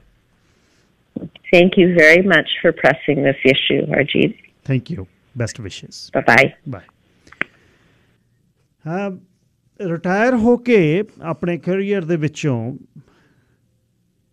ਵਕੀਲ ਨੇ, ਮੈਂ 3 ਵਾਰ ਮਿਲਿਆ ਉਹਨਾਂ ਨੂੰ, ਬਹੁਤ ਜ਼ਿਆਦਾ ਦੇਖੋ ਮੈਂ ਹੈਰਾਨੀ ਦੀ ਗੱਲ ਆ ਵੀ ਇਹ ਲੋਕ ਕਿਵੇਂ ਮਹਿਸੂਸ ਕਰਦੇ ਨਾ ਉਹਨਾਂ ਦੀ ਕੋਈ ਕਹਿੰਦੇ ਬੱਚਾ, ਨਾ ਕੋਈ ਮੇਰੀ ਧੀ, ਨਾ ਕੋਈ IMG ਹੈ, ਨਾ ਮੈਨੂੰ ਕੁਛ ਨਹੀਂ ਹੈ, ਪਰ ਇਹ ਇਸ਼ੂ ਹੈ ਕਿਉਂ ਨਹੀਂ ਸੈੱਟ ਹੋ ਰਿਹਾ। ਅਤੇ ਮੈਂ हैरान है। तो कम्यूनिटी चुप बैठी है, 4.5 मिलियन ब्रिटिश कोलंबियन बैठे ने, कोई वेव नहीं कर रहा, कोई गल नहीं कर रहा। पर निजी तौर पर जिवें मैं उन्होंने पुछया सी, पिछले दिन ही डेविड ईबी नूं मिलण दा यतन होया, स्टूडियो आए सी, असीं सारे बैठे सी। मैं निजी तौर पर इनीशिएटिव लैके असीं 2 जणियां 3 जणियां ने सारिਆਂ ने गल की कि ये सिस्टम कलैप्स हो रहा। वो कहता मैं इनू एड्रैस कर रहा। जिवें रोजमैरी ने कहा, कहती मैं ऑप्टिमिस्टिक नहीं, पर क्योंकि फर्क है लीडरशिप का। डेविड ईबी होनी एक मिनिस्टर सन, हुण उन्होंने प्रीमियर बनना। जिहड़ा ट्रैक रिकॉर्ड है 15 साल सिविल लिबर्टीज़ दे नाल ह्यूमन राइट्स लई काम कीता है, ते आम घर दे विचों ते जिहड़ा स्टाइल है उन्हां दा, मैनूं लगदा है कि गल हो सकती है। दूजी गल, फैडरल तौर ते पीयर पॉलीएफ दी जिहड़ी गुड्डी चढ़ी हुई है कंसरवेटिव वाले पासे, ते कंट्री हुण उधर नूं जा रही है, कंसरवेटिव होना पैना। नहीं जिहड़ी कहानी ये गल कीती जाती है सरकार ते हारपर दे समय तो जी, ये नहीं जी एंटी इमीग्रेंट ने, इमीग्रेशन करोगे की जे तो थोड़ी सहूलत है नहीं, फिर काहदे लई अपरूट करना। बंदा अपने देश दा रहे, औखा रहे सौखा रहे, सिर ते छत्त है। आके जे इत्थे हाल ये आ भी 12-12 घंटे तुसीं एमरजेंसी च उड़ीकना है। हुण सरी च एड्रैस करदा कोई इशू सिटी दी गल, ओ जी मैं आ लिया दूँ, एक कहता लाइट रेल ले आऊँ, दूजा कहता स्काई ट्रेन लिया दूँ, कहता RCMP लियाऊँ रखूँ, दूजा कहता सरी पुलिस लियाऊँ। किधर नूं चले होए असीं? कदे देखिया 11 घंटे किवें वहिंदे ने उत्थे जाके लोग? किहने एड्रैस करना? ਉਹ है किसी दे खेत ये दिमाग दे विच पै रही भी यार आ भी एक काम है। पीयर पॉलीएफ दी जिहड़ी एक वड्डी गल, ਉਹ कहता डिस्क्रिमिनेशन एडा हो रहा है, ਤੁਹਾਡੇ फॉरन क्रेडेंशियल्स एक्सैप्ट क्यों नहीं किए जा रहे, कि पढ़ाई क्यों नहीं की? कहते मतलब वो कहता मैं इनू स्ट्रीम लाइन करना है। बाकी समा दसेगा जब कोई बनता है उस समय, पर एटलीस्ट कोई इनीशिएटिव तो लै रहा। तुसीं एक पढ़े हुए बंदे नूं जिहड़ी सिस्टम चों पढ़ के आया, 8-10 साल का एक्सपीरियंस लई बैठा, उन्होंने कहने ना तैनूं 25, ये तो सिस्टम ही नहीं दे रहा, एक्सैस ही नहीं दे रहा। मैं दूजे प्रोफैशनल की गल करदा, society of professional engineers and technologist आ, तुसीं उहदे च बड़ इंजीनियर्स जिहड़े प्रोफैशनल ने उन्हां ते तुसीं बढ़ के तां देखो। 20-25 कोर्स कहते हैं, 20-25 कोर्स मतलब 5 साल 4 साल। जे मैं गल 1997-98 की करदा, हुण मैनूं नहीं पता जे कोई बदल गया होवे, कम्यूनिटी च इंजीनियर आ गए, कोई रख लैण नाल, अगे तां कोई भी नहीं सी। ਕਿਹੜਾ 5 ਸਾਲ ਟੱਬਰ ਦੇ ਨਾਲ ਲੈ ਕੇ ਪੜੂਗਾ, ਕਿਵੇਂ ਕੋਰਸ ਪਾਸ ਕਰੂ, ਉਹਦੇ ਬਾਅਦ 5 ਸਾਲ ਨੂੰ ਕਿਹੋ ਜਿਹੀ ਇਕਨੋਮੀ ਹੋਣੀ ਹੈ, ਇੰਜੀਨੀਅਰਸ ਦੀ ਲੋੜ ਹੋਊ ਜਾਂ ਨਹੀਂ, ਕੀ ਪਤਾ। ਪਰ ਬਹੁਤ ਵੱਡਾ ਤੁਸੀਂ ਸਭ ਤੋਂ ਪ੍ਰੀਸ਼ੀਅਸ ਜਿਹੜੀ ਚੀਜ਼ ਹੈ ਉਹ ਤੁਸੀਂ ਦਿੰਦੇ ਹੋ ਅਗਲੇ ਨੂੰ, ਬਈ ਆਹ ਲੈ ਆਪਣੀ ਫੜ ਇਮੀਗ੍ਰੇਸ਼ਨ, ਪਰ ਕੰਮ ਨਹੀਂ ਤੈਨੂੰ ਦੇਣਾ, ਅਸੀਂ ਤੇਰੀਆਂ ਡਿਗਰੀਆਂ ਨਹੀਂ ਕਰਨੀਆਂ। ਲਾਈਨ ਨੰਬਰ 2 ਕੈਸਰ ਭੈਣ ਜੀ। ਹੈਲੋ ਹੈਲੋ ਸਤਿ ਸ਼੍ਰੀ ਅਕਾਲ। ਸਤਿ ਸ਼੍ਰੀ ਅਕਾਲ ਭੈਣ ਜੀ। ਹਾਂਜੀ, ਇਹ ਮਸਲਾ ਭਾਈ ਇੱਕ ਇਹਦੇ ਉੱਤੇ ਮੀਡੀਆ ਵੇਵ ਤੇ ਵੀ ਉੱਠਿਆ ਸੀ। ਸੁਖਦਾਲੀਵਾਲ ਆਇਆ ਸੀ ਭਾਈ ਉੱਥੇ, ਔਰ ਉਸ ਵੇਲੇ ਆ ਜਿਹੜੀਆਂ ਦਵਾਈਆਂ ਸੀ ਨਾ ਇਹਦੀਆਂ ਕਰੋਨਾ ਦੀਆਂ, ਉਹ ਖਤਮ ਹੋਈਆਂ ਸੀ। ਅੱਛਾ ਜੀ। ਮੈਂ ਉਹਨੂੰ ਫਿਰ ਕਿਹਾ ਸੀ, ਮੈਂ ਕਿਹਾ ਭਾਈ ਨੰਬਰ 1 ਆਪਣੀਆਂ ਦਵਾਸਾਜ਼ ਕੰਪਨੀਆਂ ਕਿਉਂ ਨਹੀਂ ਜਾਰੀ ਹੁੰਦੀਆਂ? ਨੰਬਰ 2 ਮੈਂ ਕਿਹਾ ਇੱਥੇ ਡਾਕਟਰਾਂ ਦੀ ਇੰਨੀ ਕੁ ਕਮੀ ਹੈ, ਹਸਪਤਾਲਾਂ 'ਚ ਮਰੀਜ਼ ਕਿਸ ਤਰ੍ਹਾਂ ਤੜਫਦੇ ਨੇ, ਖਾਸ ਕਰ ਮੈਂ ਕਿਹਾ ਲੇਡੀ ਡਾਕਟਰਾਂ ਦੀਆਂ।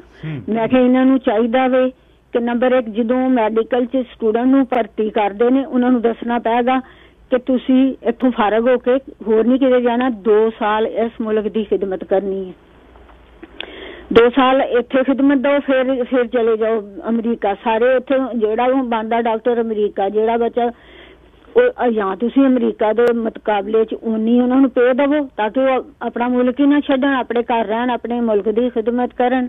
ਅਗਰ ਨਹੀਂ ਤੁਸੀਂ ਇਹ ਕਰ ਸਕਦੇ ਤੇ ਤੁਹਾਨੂੰ ਇਹ ਚਾਹੀਦਾ ਕਿ ਉਹਨਾਂ ਉੱਤੇ ਲਾ ਦੇਣ ਪਾਬੰਦੀ ਕਿ 2 ਸਾਲ ਹੈਵ ਟੂ ਤੁਸੀਂ ਇੱਥੇ ਕੰਮ ਕਰੋਗੇ, ਤੇ ਫਿਰ ਉਸ ਤੋਂ ਬਾਅਦ 2 ਸਾਲ ਬਾਅਦ ਹੋਰ ਆ ਜਾਏਗਾ, ਤੇ ਤਾਂ ਕਿ ਕੁਛ ਨਾ ਕੁਛ ਤੇ ਕੰਟਰੋਲ ਹੋਵੇ। ਹੁਣ ਤੁਸੀਂ ਪਿਛਲੇ ਦਿਨਾਂ 'ਚ ਦੇਖੇ ਸੀ ਔਰਤਾਂ ਕਿਸ ਤਰ੍ਹਾਂ ਜਿਹੜੀਆਂ ਹੈ ਸੀ ਮੈਟਰਨਿਟੀ ਵਾਰਡ ਵਾਲੀਆਂ, ਉਹ ਕਿਸ ਤਰ੍ਹਾਂ ਮੀਡੀਆ ਤੇ ਆਈਆਂ ਸੀ। ਹਾਲੇ ਬਹੁਤ ਸਾਰੀਆਂ ਜਿਹੜੀਆਂ ਨਹੀਂ, ਲੋਕ ਚੁੱਪ ਕਰ ਰਹਿੰਦੇ ਨੇ, ਤੇ ਲਿਹਾਜ਼ਾ ਗੌਰਮੈਂਟ ਨੂੰ ਬੁਨਿਆਦੀ ਹੱਕ ਹੈ ਰੋਟੀ, ਕੱਪੜਾ, ਮਕਾਨ ਤੇ ਸਿਹਤ, ਤਾਲੀਮ, ਤੇ ਜੇ ਉਹਦੇ 'ਚ ਹੀ ਪਿੱਛੇ ਰਹਿ ਗਿਆ ਤੇ ਉੱਚੀ ਦੁਕਾਨ ਤੇ ਫਿੱਕਾ ਪਕਵਾਨ ਹੈ।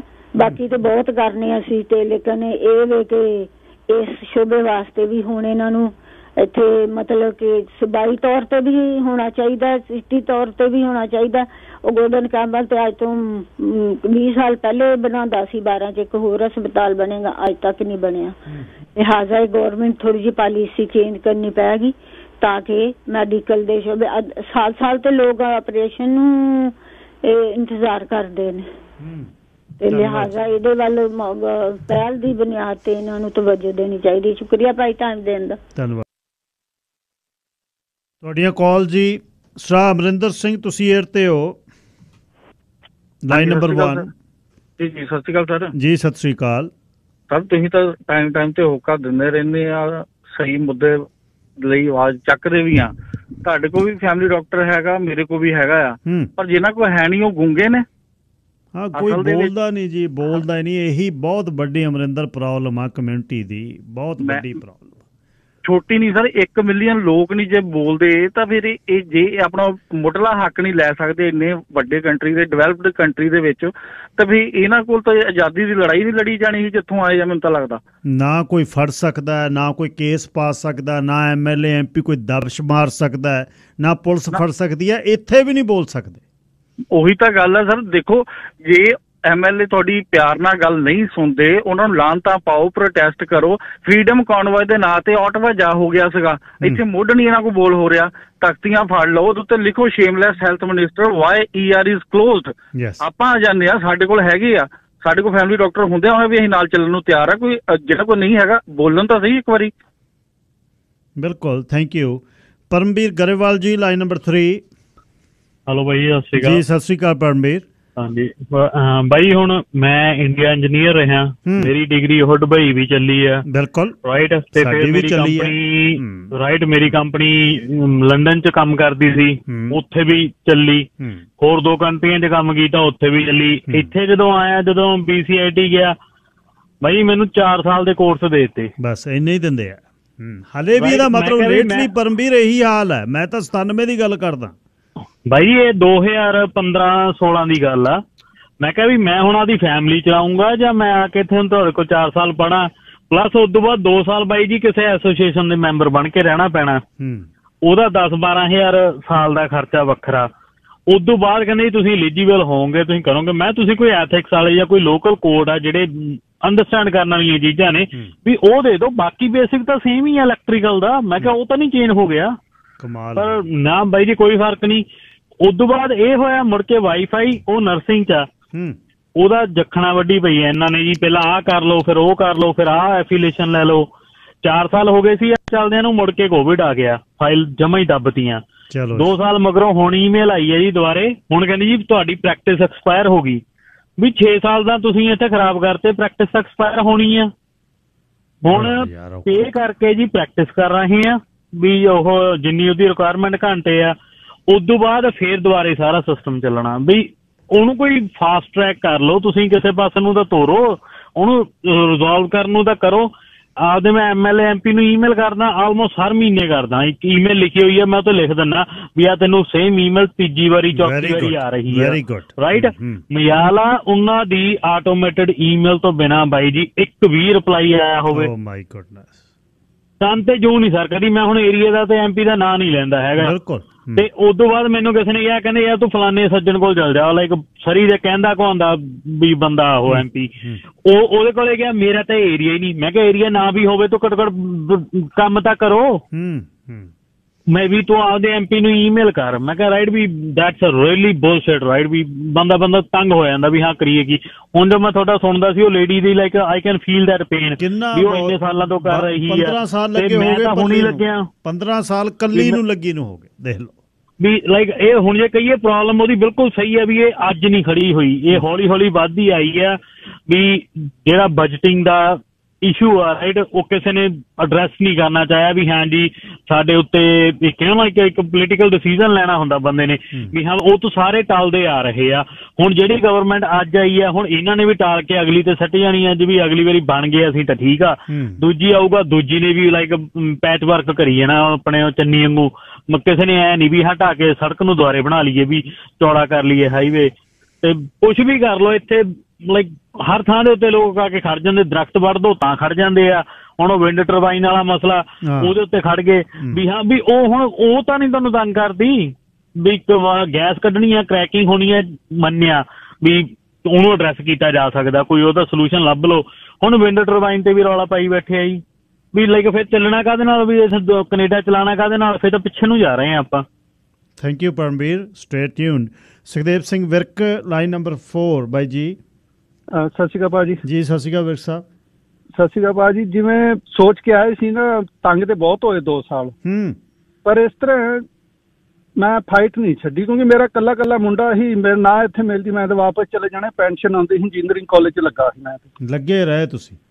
ਮੈਂ ਲੱਗਾ ਰਿਹਾ। ਮੈਂ 6 ਮਹੀਨੇ ਤੋਂ ਕੋਈ ਸਮਝ ਹੀ ਨਹੀਂ ਕਰਨਾ ਕੀ ਹੈ, ਨਾ ਕੋਈ ਮਤਲਬ ਟੈਕਨੀਕਲ ਕੋਈ ਗਾਈਡ ਕਰਨ ਵਾਲਾ ਸੀ। ਮੈਂ ਸਾਰੇ 20 ਸਾਲ ਦਾ ਮੇਰਾ ਐਕਸਪੀਰੀਅੰਸ ਸੀ, ਬੈਕਗਰਾਊਂਡ ਇਲੈਕਟ੍ਰੀਕਲ ਦੀ ਸੀ। ਸਾਰੇ ਜਿੰਨੇ ਡਿਗਰੀਆਂ ਮੈਂ ਤੇ ਜਿੰਨੇ ਮੇਰੇ ਕੋਰਸ ਕੀਤੇ ਸੀ ਨਾ 에ਅਰਫੋਰਸ 'ਚ, ਸਾਰਿਆਂ ਦਾ ਝੋਲਾ ਭਰ ਕੇ ਇੰਡਸਟਰੀਅਲ ਟ੍ਰੇਨਿੰਗ ਅਥਾਰਟੀ ਲੈ ਗਿਆ। ਉੱਥੋਂ ਦਾ ਡਾਇਰੈਕਟਰ ਜੋ ਵੀ ਹੈ, ਮੈਨੇਜਰ ਵਗੈਰਾ, ਉਹਦੇ ਅੱਗੇ ਮੈਂ ਧਰੇ। ਮੈਂ ਕਿਹਾ ਦੇਖ, ਇਹਨਾਂ ਦੇ ਬੇਸ ਦੇ ਉੱਤੇ ਇਸ ਕੰਟਰੀ ਨੇ ਮੈਨੂੰ ਸੱਦਿਆ, ਆ ਜੋ ਕੁਝ ਹੈ ਨਾ, ਮੈਂ ਪੁਆਇੰਟ ਬੇਸ ਤੇ ਆਇਆ, ਇਹਦੇ ਬੇਸ ਤੇ ਆਇਆ। ਮੈਂ ਕਿਹਾ ਮੇਰੇ ਇਸ ਬੇਸ ਤੇ ਨੌਕਰੀ ਕਿਉਂ ਨਹੀਂ ਮਿਲਦੀ? ਉਹ ਜੀ ਘੰਟਾ ਬਹਿਸਬਾਜ਼ੀ ਹੁੰਦੀ ਰਹੀ। 1-2 ਜਿਹੜੇ ਹੋਰ ਸੱਦ ਲਏ, ਉਹਨਾਂ ਨਾਲ ਮੈਨੂੰ ਇਲੈਕਟ੍ਰੀਕਲ ਚੈਲੰਜ ਦਾ ਕਹਿੰਦੇ ਤੁਸੀਂ ਇੰਨੇ ਘੰਟੇ ਕਰ ਲਓ। ਮੈਂ ਕਿਹਾ ਇੰਨੇ ਘੰਟੇ ਕੰਮ ਦੇਵੇਗਾ ਕੌਣ ਮੈਨੂੰ? ਕਿੱਥੇ ਜਾਵਾਂ ਮੈਂ? ਉਹਨਾਂ ਜੀ ਅਗਲੇ ਦਿਨ ਫਿਰ ਆਈ ਈਮੇਲ, ਕਹਿੰਦੇ ਵੀ ਅਸੀਂ ਤੁਹਾਨੂੰ ਨਾ ਅਲਾਉ ਕਰਨੇ ਆ ਚੈਲੰਜ ਕਰਨ ਲਈ ਐਗਜ਼ਾਮ। ਇੱਥੋਂ ਤੱਕ ਸੁਣ ਲਈ ਮੇਰੀ ਉਹਨਾਂ। ਹੁਣ 6 ਮਹੀਨੇ ਕੋਰਸ ਕਰਦੇ ਰਹੇ ਇੱਥੋਂ, ਬੇਸਿਕ ਇਲੈਕਟ੍ਰੀਕਲ ਨਹੀਂ, ਬਿਲਡਿੰਗ ਕੋਡ ਦਾ ਤੇ ਇਲੈਕਟ੍ਰੀਕਲ ਕੋਡ ਦਾ BCIT। 5 ਵਜੇ ਤੱਕ ਵੇਅਰ ਹਾਊਸ 'ਚ ਕੰਮ ਕਰਨਾ ਭਾਜੀ, 6 ਵਜੇ ਬੈਗ ਚੁੱਕ ਕੇ BCIT 3-3 ਘੰਟੇ ਲਾਣੇ ਕਰਨੇ। ਉੱਥੇ ਪ੍ਰੋਬਲਮ ਆਉਂਦੀ ਹੈ ਬੱਚਿਆਂ ਦਾ, ਇੱਥੋਂ ਦਾ ਪੜ੍ਹਾਉਣ ਦਾ ਤੇ ਲਿਖਾਉਣ ਦਾ ਸਾਰਾ ਸਿਸਟਮ ਅੱਡ ਹੈ। ਇੱਥੇ ਟੈਕਨੀਕਲ 'ਚ ਹੈ, 4 ਸਾਲ ਦਾ ਹੈ, 6 ਮਹੀਨੇ ਬੱਚੇ ਫੀਲਡ 'ਚ ਕੰਮ ਕਰਦੇ, 6 ਮਹੀਨੇ ਪੜ੍ਹਾਈ ਕਰਦੇ ਆ।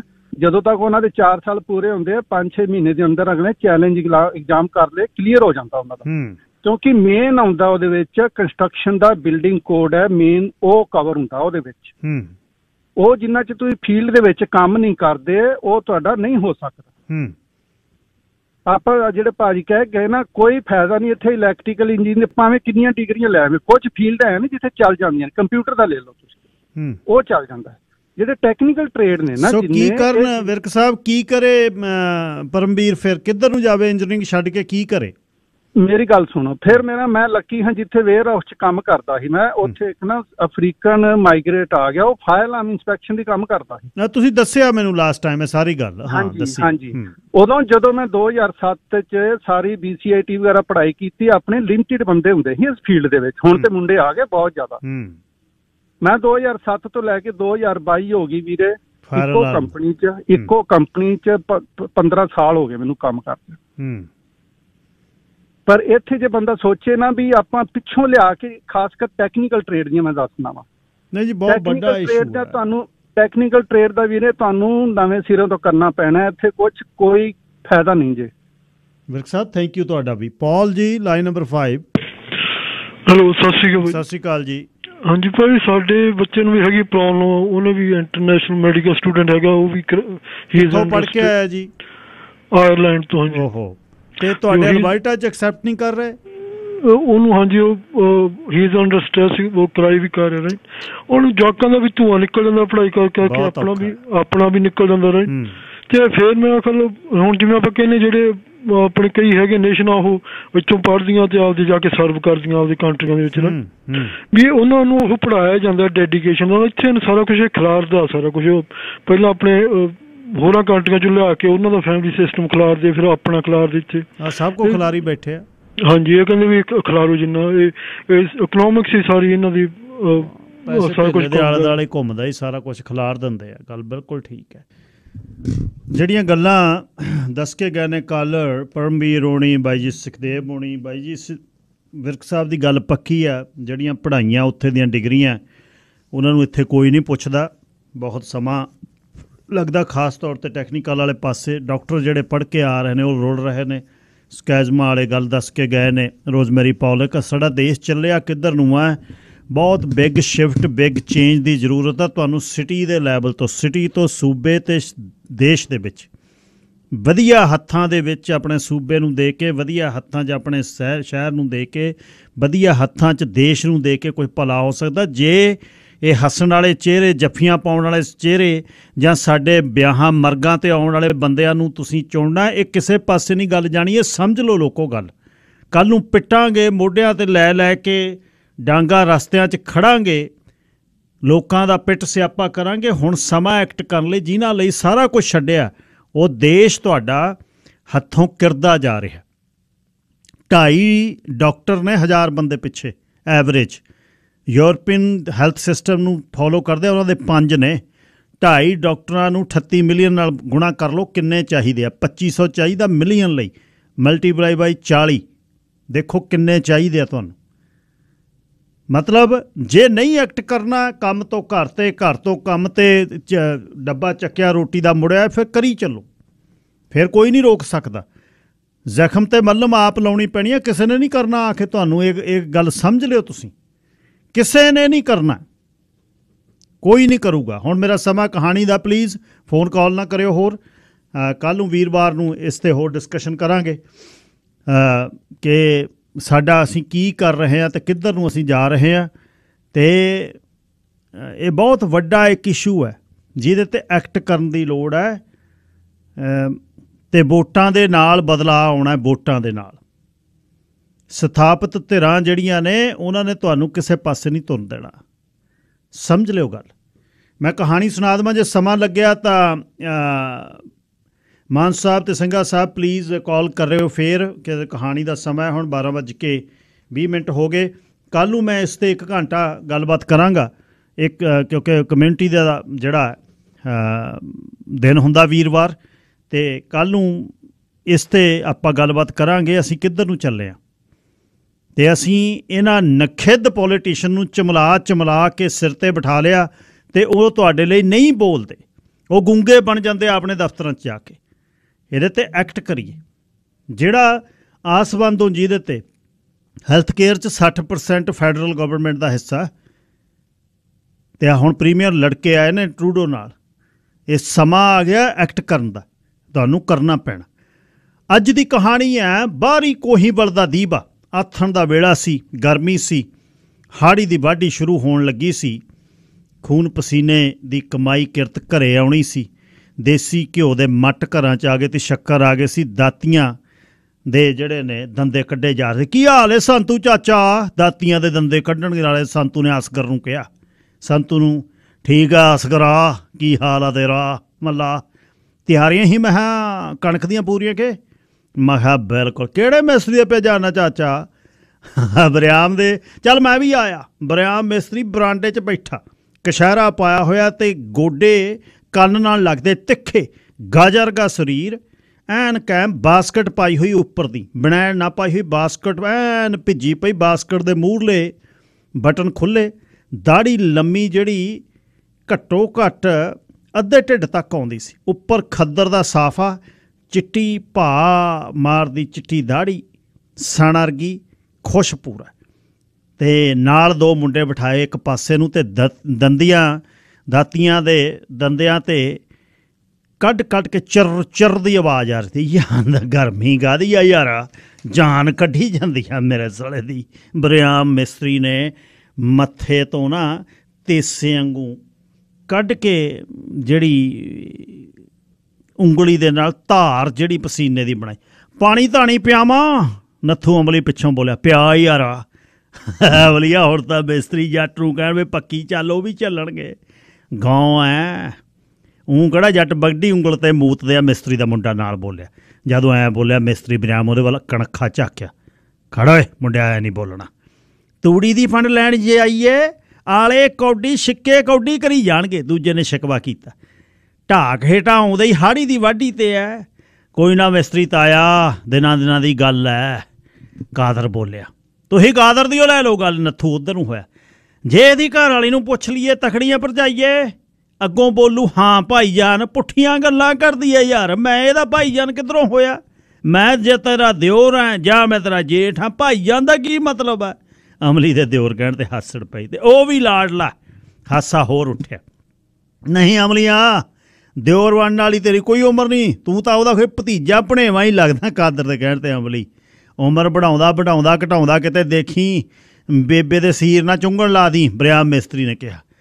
ਕਾਦਰਾ ਹੋਰ ਤਾਂ ਮੈਨੂੰ ਪਤਾ ਨਹੀਂ ਅਮਲੀ ਨੇ ਹਾਰੀ ਜਿੱਤੀ ਸੀ। ਜੇ ਅੱਜ ਮਿਸਤਰੀ ਕਹੇ ਕਿ ਬਸ਼ੀਰਾ ਮੇਰੀਆਂ ਰੋਟੀਆਂ ਪਕਾ ਕੇ ਜਾਵੇ, ਦੇਖੀ ਕਿਵੇਂ ਭੱਜ ਕੇ ਪਰੌਂਠੇ ਪਕਾਉਣ ਆਉਂਦੀ ਆ। ਪਰੌਂਠਿਆਂ ਦੀ ਗੱਲ ਕਰਦਾ। ਤਾਇਆ ਕਹਦੇ ਵੀ ਮੇਰੇ ਕਸ਼ਹਿਰੇ ਨੂੰ ਲਾਜਵਰ ਦੇ ਜਾਂ ਤਾਂ ਦੇਣ ਆ ਜਾਣਗੀਆਂ ਅੱਜ, ਤਾਂ ਨਾਲੇ ਧੋ ਕੇ ਜਾਣਗੀਆਂ, ਨਾਲੇ ਕਹਿਣਗੀਆਂ ਭਾਈਆ ਜੀ ਸਿਰ ਤਾਂ ਨਹੀਂ ਝੱਸਣਾ। ਸਾਰੇ ਹੱਸ ਪਏ।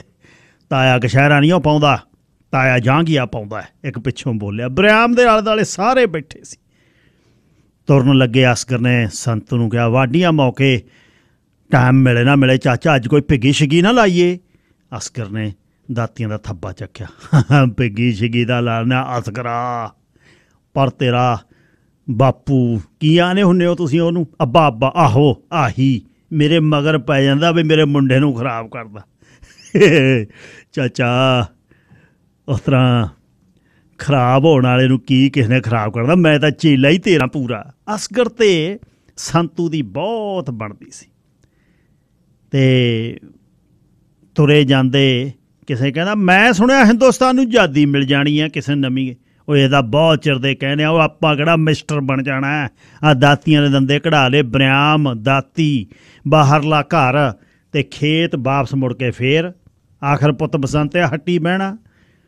ਜਾਨੂ ਗਿਆਨੀ ਜੀ ਆ ਗਿਆ। ਵਾਹਿਗੁਰੂ ਜੀ ਕਾ ਖਾਲਸਾ ਵਾਹਿਗੁਰੂ ਜੀ ਕੀ ਫਤਿਹ। ਗਿਆਨੀ ਜੀ ਨੇ ਪੂਰਾ ਜਦ ਬੁਲਾਇਆ ਯਥਾ ਪੂਰਨ ਸਿੰਘ ਨੇ ਡੁਰਲੀ ਜਥਾ ਆਲੇ ਦੁਆਲੇ ਹੋ ਗਿਆ। ਆਓ ਬਾਬਾ ਜੀ। ਹਾਏ ਭਾਈ ਗਿਆਨੀ ਜੀ ਕੋਈ ਖਬਰ ਆ? ਬਰਿਆਮ ਮਿਸਤਰੀ ਨੇ ਕਿਹਾ ਹਾਲਤ ਮੈਨੂੰ ਚੰਗੇ ਨਹੀਂ ਨਜ਼ਰ ਲੱਗਦੇ ਭਾਈ। ਨਾਲ ਡਕਾਰ ਲੈ ਕੇ ਖੱਟੀ ਲੱਸੀ ਦੀ ਵਾਸ਼ਨਾ ਲਿਆਤੀ, ਢਿੱਡ ਤੇ ਦੋਨੇ ਹੱਥ ਕਰੀ ਬੈਠਾ ਇਕੱਠਾ, ਜਿਵੇਂ ਢਿੱਡ ਨਾ ਹੋਵੇ ਚਾਟੀ ਬੰਨੀ ਬੈਠਾ ਹੋਵੇ। ਫਿਰ ਵੀ ਗਿਆਨੀ ਜੀ ਕੀ ਕਹਿੰਦੇ ਨੇ? ਅਮਲੀ ਨੇ ਕਿਹਾ, ਭੁਗਤੂ ਨੇ ਕਹਿੰਦੇ ਭਾਈ ਪਾਕਿਸਤਾਨ ਤਾਂ ਹਿੰਦੁਸਤਾਨ ਬਣੂਗਾ। ਬੱਲਾ ਬੱਲਾ ਬੱਲਾ ਬੱਲਾ ਬੱਲਾ। ਫੇਰ ਬਸ ਫੇਰ ਕੀ? ਇੱਧਰਲੀਆਂ ਜ਼ਮੀਨਾਂ ਉੱਧਰ, ਉੱਧਰਲੀਆਂ ਜ਼ਮੀਨਾਂ ਇੱਧਰ, ਜਾਇਦਾਦਾਂ ਬਸ ਕਾਗਜ਼ ਪੱਤਰ ਵੀ ਬਣ ਗਿਆ। ਇੱਕ ਹੋਰ ਪੰਗਾ ਵੱਡਾ ਪੈਣਾ। ਉਹ ਕੀ ਬਾਬਾ ਜੀ? ਸਾਰਿਆਂ ਨੇ ਆਲੇ ਵਾਂਗੂ ਮੂੰਹ ਅੱਡੇ ਹੋਏ ਚੱਕ। ਹੋ ਸਕਦਾ ਭਾਈ ਕਤਲੋ ਗਾਰਤ ਵੀ ਹੋਵੇ। ਅੱਛਾ ਕਤਲੋ ਗਾਰਤ ਇਹ ਕਿਉਂ ਹੋਊਗੀ? ਇਹ ਕਾਹਦੇ ਲਈ ਹੋਊਗਾ? ਇਕੱਠੇ ਬੈਠਾ ਅਸਗਰ ਬੈਠਾ, ਕਾਦਰ ਬੈਠਾ, ਭਗਤੂ ਬੈਠਾ, ਸੰਤੂ ਬੈਠਾ, ਬਰਿਆਮ ਬੈਠਾ, ਤੁਸੀਂ ਬੈਠੇ ਹੋ, ਅਸੀਂ ਤਾਂ ਭਾਈ ਹਾਂ ਯਾਰ। ਇੱਕ ਬਹੁਤ ਗਰਮ ਹੋ ਗਿਆ। ਜਦੋਂ ਗਰਮ ਹੋ ਕੇ ਬੋਲਿਆ ਕਬੀਸ਼ਰਾਂ ਵਾਂਗੂ ਗਲਦੀਆਂ ਨਾੜਾਂ ਬਾਹਰ ਨੂੰ ਆ ਗਈਆਂ। ਨਹੀਂ ਤੁਹਾਨੂੰ ਨਹੀਂ ਪਤਾ ਦਿੱਲੀ 'ਤੇ ਜਿਹੜਾ ਬੈਠਾ ਇੱਕ ਲਾਹੌਰ ਬੈਠਾ ਉਹ ਕੀ ਕਰਨ ਲੱਗੇ ਹੋਏ ਨੇ। ਅਤੇ ਬਣੂ ਕਿੱਥੇ ਇਹ? ਆਹ ਜਿਹੜੇ ਕਹਿੰਦੇ ਹੋ ਜਥੇਦਾਰ ਜੀ ਆ ਕੀ ਕਹਿੰਦੇ ਹੋ ਨਾਂ ਜਿਹੜੇ ਪਾਕਿਸਤਾਨ, ਹਾਂ ਇੱਕ ਆਹ ਦੂਜਾ ਹਿੰਦੁਸਤਾਨ। ਗੁਰਮੁਖ ਪਿੱਛੋਂ ਬੋਲਿਆ ਕਹਿੰਦਾ ਪੰਜਾਬ ਕਿੱਥੇ ਰਹੂਗਾ ਫਿਰ? ਪੰਜਾਬ ਵੀ ਆ, ਆਪਾਂ ਤਾਂ ਪੰਜਾਬ ਦੇ ਆ, ਨਾਲੇ ਦੇਸ਼ ਪੰਜਾਬ ਕਹਿੰਦੇ ਨੇ ਇਹਨੂੰ। ਮੈਂ ਕਿਹਾ ਮਹਾਰਾਜਾ ਰਣਜੀਤ ਸਿੰਘ ਦਾ ਰਾਜ ਰਿਹਾ ਇੱਥੇ, ਆਪਣਾ ਤਾਂ ਦੇਸ਼ ਪੰਜਾਬ ਹੈ ਇਹ। ਭੋਲਿਆ ਇਹ ਵੀ ਦੋਨੇ ਦੇਸ਼ਾਂ 'ਚ ਗਵਾਚ ਜਾਣਾ ਵਿੱਚ ਹੀ, ਉਜਾੜਾ ਹੋਊ। ਇਹ ਤਾਂ ਬਹੁਤ ਫਿਰ ਤੱਕ ਹੋਊ ਕਿ ਜਿਹੜੇ ਇੱਧਰ ਮੁਸਲਮਾਨ ਵੱਸਦੇ ਆ ਉਹ ਉੱਧਰ ਜਾਣਗੇ, ਉੱਧਰ ਜਿਹੜੇ ਇੱਧਰ ਜਿਹੜੇ ਵੱਸਦੇ ਹੋ ਤੁਸੀਂ ਭਾਈ, ਤੁਸੀਂ ਅਤੇ ਮੈਂ, ਆਪਾਂ ਉੱਧਰ ਜਾਵਾਂਗੇ। ਉੱਧਰ ਜਿਹੜੇ ਮੁਸਲਮਾਨ ਵੱਸਦੇ ਆ ਉਹ ਇੱਧਰ ਆਉਣਗੇ। ਬਾਬਾ ਜੀ ਇੱਧਰ ਉੱਧਰ ਦਾ ਕੀ ਮਤਲਬ? ਕੀ ਕਰਨਗੇ? ਲਾਈਨ ਪਾਉਣਗੇ? ਆਹੋ ਲਾਈਨ ਬਣੂਗੀ। ਕਿਵੇਂ? ਹਿੰਦੁਸਤਾਨ ਦੀ ਰਾਜਧਾਨੀ ਦਿੱਲੀ, ਲਾਹੌਰ ਪਾਕਿਸਤਾਨ ਦੀ, ਬਾਘੇ ਬਾਰਡਰ ਤੋਂ ਉਰਲੇ ਬੰਨੇ ਜਿੱਧਰ ਆਪਾਂ ਬੈਠੇ ਪਾਕਿਸਤਾਨ, ਪਰਲੇ ਬੰਨੇ ਹਿੰਦੁਸਤਾਨ। ਬੱਲਾ ਬਈ ਇਹ ਤਾਂ ਲੋੜਾ ਹੈ ਅਤੇ ਕਤਲੇਆਮ ਹੋਊ। ਛੱਡ ਕੇ ਰੇਤੀ ਦੋਨੇ ਮੁੰਡੇ ਬਹਿ ਗਏ, ਬਰਿਆਮ ਵੀ ਬਹਿ ਗਿਆ। ਬੱਲਾ ਬੱਲਾ ਬੱਲਾ। ਬਰਿਆਮ ਪੈਰਾਂ ਭਾਰਿਓਂ ਵੜਿਆ ਜਿਵੇਂ ਉੜਜੂ ਕਿਸੇ ਪਾਸੇ ਨੂੰ। ਬਰਿਆਮ ਗੁਰੂ ਦਾ ਸਿੱਖ ਸੀ, ਗੁੱਸੇ 'ਚ ਆ ਗਿਆ, ਕਹਿੰਦਾ ਬਹੁਤ ਔਖਾ ਹੈ, ਇਹ ਤਾਂ ਜ਼ੁਲਮ ਹੋ ਜੂ। ਬਰਿਆਮ ਨੇ ਆਪਣੇ ਕਾਰਖਾਨੇ ਨੂੰ ਉੱਪਰ ਨੂੰ ਵੇਖਿਆ, ਧੁਆਂਖੀਆਂ ਉੱਪਰ ਸਰਕੜਾ ਪਾਇਆ ਹੈ ਅਤੇ ਬਾਲੇ ਬੱਚੀ ਸੱਚੇ ਪਾਤਸ਼ਾਹ ਬਖਸ਼ੀ ਹੋਏ। ਆਥਣੇ ਸੰਤੂ ਅਤੇ ਅਸਗਰ ਦਾਰੂ ਪੀ ਰਹੇ ਸੀ। ਚਾਚਾ ਜਿਹੜੀ ਗੱਲ ਹੈ ਜਿਹੜੀ ਉਹ ਗੱਲ ਸਹੀ ਹੋਊ ਇਹ? ਹਾਂ ਸੰਤੂ ਕਹਿੰਦਾ ਅਸਗਰਾ ਲੱਗਦਾ ਤਾਂ ਹੈ, ਪਰ ਚਾਚਾ ਤੈਨੂੰ ਯਾਦ ਆ ਜਦ ਗੇਜੇ ਨਿਹੰਗ ਨੇ ਨਿਜ਼ਾਮੂਦੀਨ ਦਾ ਸਾਡੇ ਦਾ ਪਲਾਟ, ਸਾਡਾ ਨਹੀਂ ਮਤਲਬ ਸਾਡੇ ਧਰਮ ਵਾਲੇ ਦਾ ਪਲਾਟ ਦੱਬਣ ਦੀ ਗੱਲ ਕੀਤੀ ਸੀ ਤਾਂ ਨਿਹੰਗ ਭਾਈ ਕਿਵੇਂ ਆਪਣਾ ਖੜਾ ਹੋਇਆ ਸੀ ਬਾਬਾ ਨਾਨਕ ਸਿੰਘ। ਆਹੋ ਮੇਰੇ ਯਾਦ ਹੈ ਦਰਾਂ ਮੂਹਰੇ ਜਾ ਕੇ ਗੇਜੇ ਨਿਹੰਗ ਨੂੰ ਕਹਿੰਦਾ ਨਿੰਗਾ ਨਿਜ਼ਾਮੂਦੀਨ ਤੂੰ ਗਰੀਬੜਾ ਜਾਂ ਨਾ ਸਮਝੀ, ਮਾਰ ਮਾਰ ਰੈਂਗੜੇ ਤੇਰੀਆਂ ਚੱਪੜੀਆਂ ਤੋੜ ਦਿਆਂਗੇ ਅਸੀਂ। ਸੱਥ 'ਚ ਹਿੱਕ ਥਾਪੜੀ ਸੀ ਬਾਬੇ ਨੇ। ਉਹ ਸਿੱਖ ਭਾਈ ਹੋ ਕੇ ਝੂਠ ਦਾ ਸਾਥ ਦਿੰਦੇ ਹੋ। ਗੇਜਾ ਕਹਿੰਦਾ 7 ਫੁੱਟ ਗੇਜਾ ਨਹੰਗ ਖੜਾ ਸੇਲਾ ਲਈ ਮੂਹਰੇ। ਉਹ ਅਸੀਂ ਸਿੱਖ ਸੁੱਖ ਪਿੱਛੋਂ ਆ, ਪਹਿਲਾਂ ਗਰੀਬ ਦੀ ਆਵਾਜ਼ ਆ। ਨਿਹੰਗਾ ਕੱਢ ਦੇ ਆਪਣੇ ਦਿਮਾਗ 'ਚੋਂ ਕੀੜਾ, ਪਲਾਟ ਖਾਲੀ ਕਰਕੇ ਪਰਾਂ ਹੋ ਜਾ, ਫੇਰ ਨਾ ਆਖੀ ਅਸੀਂ ਨਹੀਂ ਦੱਸਣਾ ਕਿੱਥੇ ਲੱਗੀਆਂ ਨੇ। ਕਾਲੇ ਹੋਵੋ ਮੁੰਡੇ ਓਏ। ਨਿਧਾਨ ਸਿੰਘ ਨੇ ਪਿਛਲੇ ਹਾਕ ਮਾਰੀ। ਖੂਨ ਹੋ ਜੂ ਪੀੜ੍ਹੀਆਂ ਦਾ, ਪੀੜ੍ਹੀਆਂ ਦੇ ਖੂਨ, ਪੀੜ੍ਹੀਆਂ ਦੀ ਦੁਸ਼ਮਣੀ ਪੈ ਜੂ। ਮੂਹਰੇ ਗੇਜੇ ਨੇ ਅੱਛਾ ਡਰਾਵੇ ਜੇ ਕਿਹਨੂੰ ਦਿੰਨਾ। ਉਹ ਕੁਲਵੀਰੇ ਮੁੰਡੇ ਨੂੰ ਹਾਕ ਮਾਰੀ ਨਿਧਾਨ ਨੇ, ਜਾ ਬੇਬੇ ਨੂੰ ਆਪਣੀ ਨੂੰ ਕਹਿ ਮੰਜਾ ਦਵੇ ਕੱਢ ਕੇ ਅੰਦਰੋਂ ਤੇ ਨਾਲੇ ਲਾ ਬਿਸਤਰਾ, ਜਾ ਕੇ ਨਿਜ਼ਾਮੂਦੀਨ ਦੇ ਪਲਾਟ 'ਚ ਡਾ ਮੇਰਾ ਮੰਜਾ। ਜਦ ਤੱਕ ਘਰ ਨਹੀਂ ਬਣਦਾ ਨਿਜ਼ਾਮੂਦੀਨ ਦਾ ਉੱਥੇ ਬਹਿਣਾ ਮੈਂ।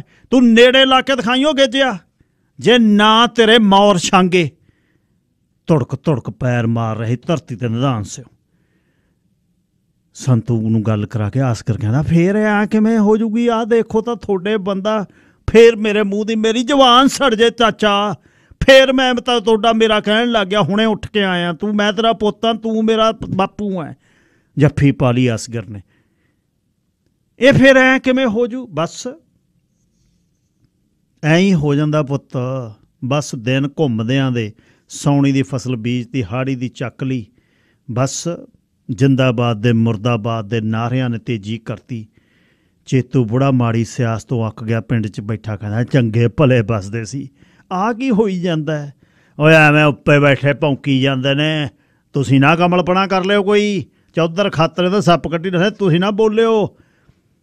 ਹਰ ਰੋਜ਼ ਦਾ ਇਹਨਾਂ ਦਾ ਕੰਜਰਪਾ ਪਿੰਡ 'ਚ ਗੱਲਾਂ ਚੜ੍ਹਦੀ। ਉਹ ਦਿੱਲੀ ਪਾਰਲੀਮੈਂਟ 'ਚ ਬੈਠ ਕੇ ਦਰਵਾਜ਼ੇ ਬੰਦ ਕਰ ਲੈਣਗੇ, ਇੱਧਰ ਲਾਹੌਰ ਵਾਲੇ ਤੁਸੀਂ ਪੱਟੇ ਜਾਓਗੇ। ਨਿੱਕਿਆ ਦੇਖ ਲਈ, ਇਹ ਜਿਹੜੇ ਬੈਠੇ ਨੇ ਔਖਾ ਹੋ ਜੂ। ਅਗਲੇ ਮਹੀਨੇ ਟਾਵੇਂ ਟਾਵੇਂ ਦੰਗੇ ਸ਼ੁਰੂ ਹੋ ਗਏ। ਪਾਕਿਸਤਾਨ 'ਚ ਕੋਈ ਸ਼ਰਾਰਤੀ ਆਵਾਜ਼ ਦਾ ਬਈ ਹਿੰਦੁਸਤਾਨ ਵੱਲੋਂ ਲਾਸ਼ਾਂ ਦੀ ਆ ਗਈ ਭਰੀ। ਹਿੰਦੁਸਤਾਨ ਵਾਲੇ ਕਹਿੰਦੇ ਇੱਧਰੋਂ ਰੇਲ ਭਰੀ ਆ ਗਈ। ਬਸ ਧੀਆਂ ਭੈਣਾਂ ਦੀ ਬੇਇੱਜ਼ਤੀ ਦੀ ਗੱਲ ਹੋ ਗਈ। ਪਿੰਡ ਵਿੱਚ ਕਾਇਮ ਹੋ ਗਿਆ ਨਿਜ਼ਾਮੂਦੀਨ ਦੇ ਨੇ ਪਿੰਡ ਦੇ ਮੁਸਲਮਾਨਾਂ ਨਾਲ ਰਲ ਕੇ ਗੇਜਾ ਨਿਹੰਗ ਵੜਤਾ। ਗੁਰਮੁਖ ਸਿੰਘ ਦਾ ਬਾਬਾ ਨਿਧਾਨ ਸਿੰਘ ਹਿੰਦੂ ਕੁੜੀ ਦੀ ਇੱਜ਼ਤ ਬਚਾਉਂਦਾ ਚੜ੍ਹਾਈ ਕਰ ਗਿਆ। ਸੰਤੂ ਦਾ ਪਾਲਾ ਕੱਲੋ ਦਾਈ ਦੇ ਮੁੰਡਿਆਂ ਨੇ ਮੂਲੀ ਲਾਗ ਡਾਟ ਕਰਕੇ ਸੰਦੂਕ ਦੇ ਵਿੱਚ ਸਿੱਟ ਕੇ ਅੱਗ ਲਾਤੀ। ਅਸਗਰ ਕਾਦਰ ਸੰਤੂ ਹੋਰਾਂ ਨੇ ਬਹੁਤ ਮਦਦ ਕੀਤੀ। ਪਾਲਾ ਮਰਨ ਤੋਂ ਪਹਿਲਾਂ ਬਹੁਤ ਰੋਇਆ। ਹਜੂਰ ਸਿੰਘ ਗੁਰਮੁਖ ਸੰਤੂ ਭਗਤੂ ਅਮਲੀ ਥੰਮਣ ਜਾਗਰ ਸੰਤੀ ਹਰ ਕੌਰ ਅਸਗਰ ਮੁਹੰਮਦ ਦੇ ਘਰ ਰੋਕੇ। ਬਾਬੇ ਨਿਧਾਨ ਸਿੰਘ ਦੇ ਵਿਜੋਗ 'ਚ ਗੁਰਮੁਖ ਸਿੰਘ ਦੀ ਬੁੱਢੀ ਮਾਈ ਵੀ ਪੂਰੀ ਹੋ ਗਈ। ਟੱਬਰ ਉੱਜੜ ਗਿਆ। ਪਿੰਡ 'ਚ ਹਾੜ ਬੋਲਣ ਲੱਗਿਆ। ਦੁਖੀ ਹੋਇਆ ਅਸਗਰ ਨੇ ਸੰਤ ਨੂੰ ਕਿਹਾ ਚਾਚਾ ਇੱਕ ਗੱਲ ਪਿਆ ਆਖਾਂ। ਕਹਿਣ ਨੂੰ ਤਾਂ ਦਿਲ ਨਹੀਂ ਪਿਆ ਕਰਦਾ, ਤੂੰ ਬੋਲ ਤਾਂ ਸਹੀ ਅਸਗਰਾ। ਪੁੱਤਾਂ ਤੋਂ ਮੇਰਾ ਤੇਰਾ ਦੇਣਾ ਦੇਵਾਂਗੇ ਕਿਤੇ। ਅਸਗਰ ਨੂੰ ਜੱਫੀ ਪਾ ਕੇ ਸੰਤੂ ਫੇਰ ਹੋਇਆ। ਮਾੜੀ ਗੱਲ ਪਿਆ ਕਰਦਾ ਚਾਚਾ, ਬੰਦਾ ਬੰਦੇ ਦਾ ਦਾਰੂ ਹੀ। ਅਸਗਰਾ ਉਹ ਅਸਗਰਾ ਜਿਹੜੇ ਮੱਲਾ ਘਰੋਂ ਘਰੀ ਤਬਾਹੀ ਮਚਾਉਂਦੇ ਫਿਰਦੇ ਆ, ਇਹ ਵੀ ਬੰਦੇ ਹੀ ਆ। ਆ ਕੁੱਤੀ ਮਾਂ ਦੇ ਕਿਸ ਨੇ ਜੰਮੇ ਹੋਏ ਚਾਚਾ। ਸਾਡਾ ਸਾਡਾ ਅੱਬਾ, ਸਾਡਾ ਮੌਲਾ, ਸਾਡਾ ਰੱਬਾਂ ਦਾ ਸਾਰੇ ਬਰਾਬਰ ਨੇ। ਸਾਡੇ ਕਹੇ ਤੇ ਦੁਬਾਰਾ ਸੰਤੂ ਨੇ ਝਾਕਿਆ। ਨਹੀਂ ਨਹੀਂ ਸਾਡਾ ਨਹੀਂ, ਮਤਲਬ ਸਾਰਿਆਂ ਦਾ ਰੱਬ ਸਾਂਝਾ ਹੀ ਊ, ਤੁਹਾਡਾ ਵੀ ਸਾਡਾ ਵੀ। ਫੇਰ ਅਸਗਰਾ ਉਹ ਨਹੀਂ ਮੇਰੇ ਮੂੰਹੋਂ ਨਿਕਲ ਜਾਂਦਾ, ਮੈਂ ਤੇਰਾ ਪੋਤੀ ਹੂੰ। ਫੇਰ ਅਸਗਰ ਨੇ ਗੱਲ ਕੀਤੀ। ਮੈਂ ਆਖਦਾ ਪਿਆ ਸੀ ਚਾਚਾ ਇਹ ਕੁੱਤੀ ਰੌਲਾ ਪਤਾ ਨਹੀਂ ਕਦ ਨਿਬੜੇ। ਹਰ ਰੋਜ਼ ਦੀਆਂ ਮਾੜੀਆਂ ਖਬਰਾਂ ਆਉਣ ਡਈਆਂ ਉੱਧਰੋਂ। ਪਾਕਿਸਤਾਨ ਛੱਡ ਕੇ ਤੁਸੀਂ ਹਿੰਦੁਸਤਾਨ ਤੁਹਾਨੂੰ ਜਾਣਾ ਚਾਹੀਦਾ। ਮੈਨੂੰ ਡਰ ਬਹੁਤ ਹੈ, ਮੇਰੇ ਹੁੰਦੇ ਤੁਹਾਡੇ 'ਤੇ ਹਮਲਾ ਹੋ ਗਿਆ। ਮੈਂ ਤੇ ਕਾਦਰ ਅਸੀਂ ਕੀ ਬਚਾਵਾਂਗੇ ਤੁਹਾਨੂੰ?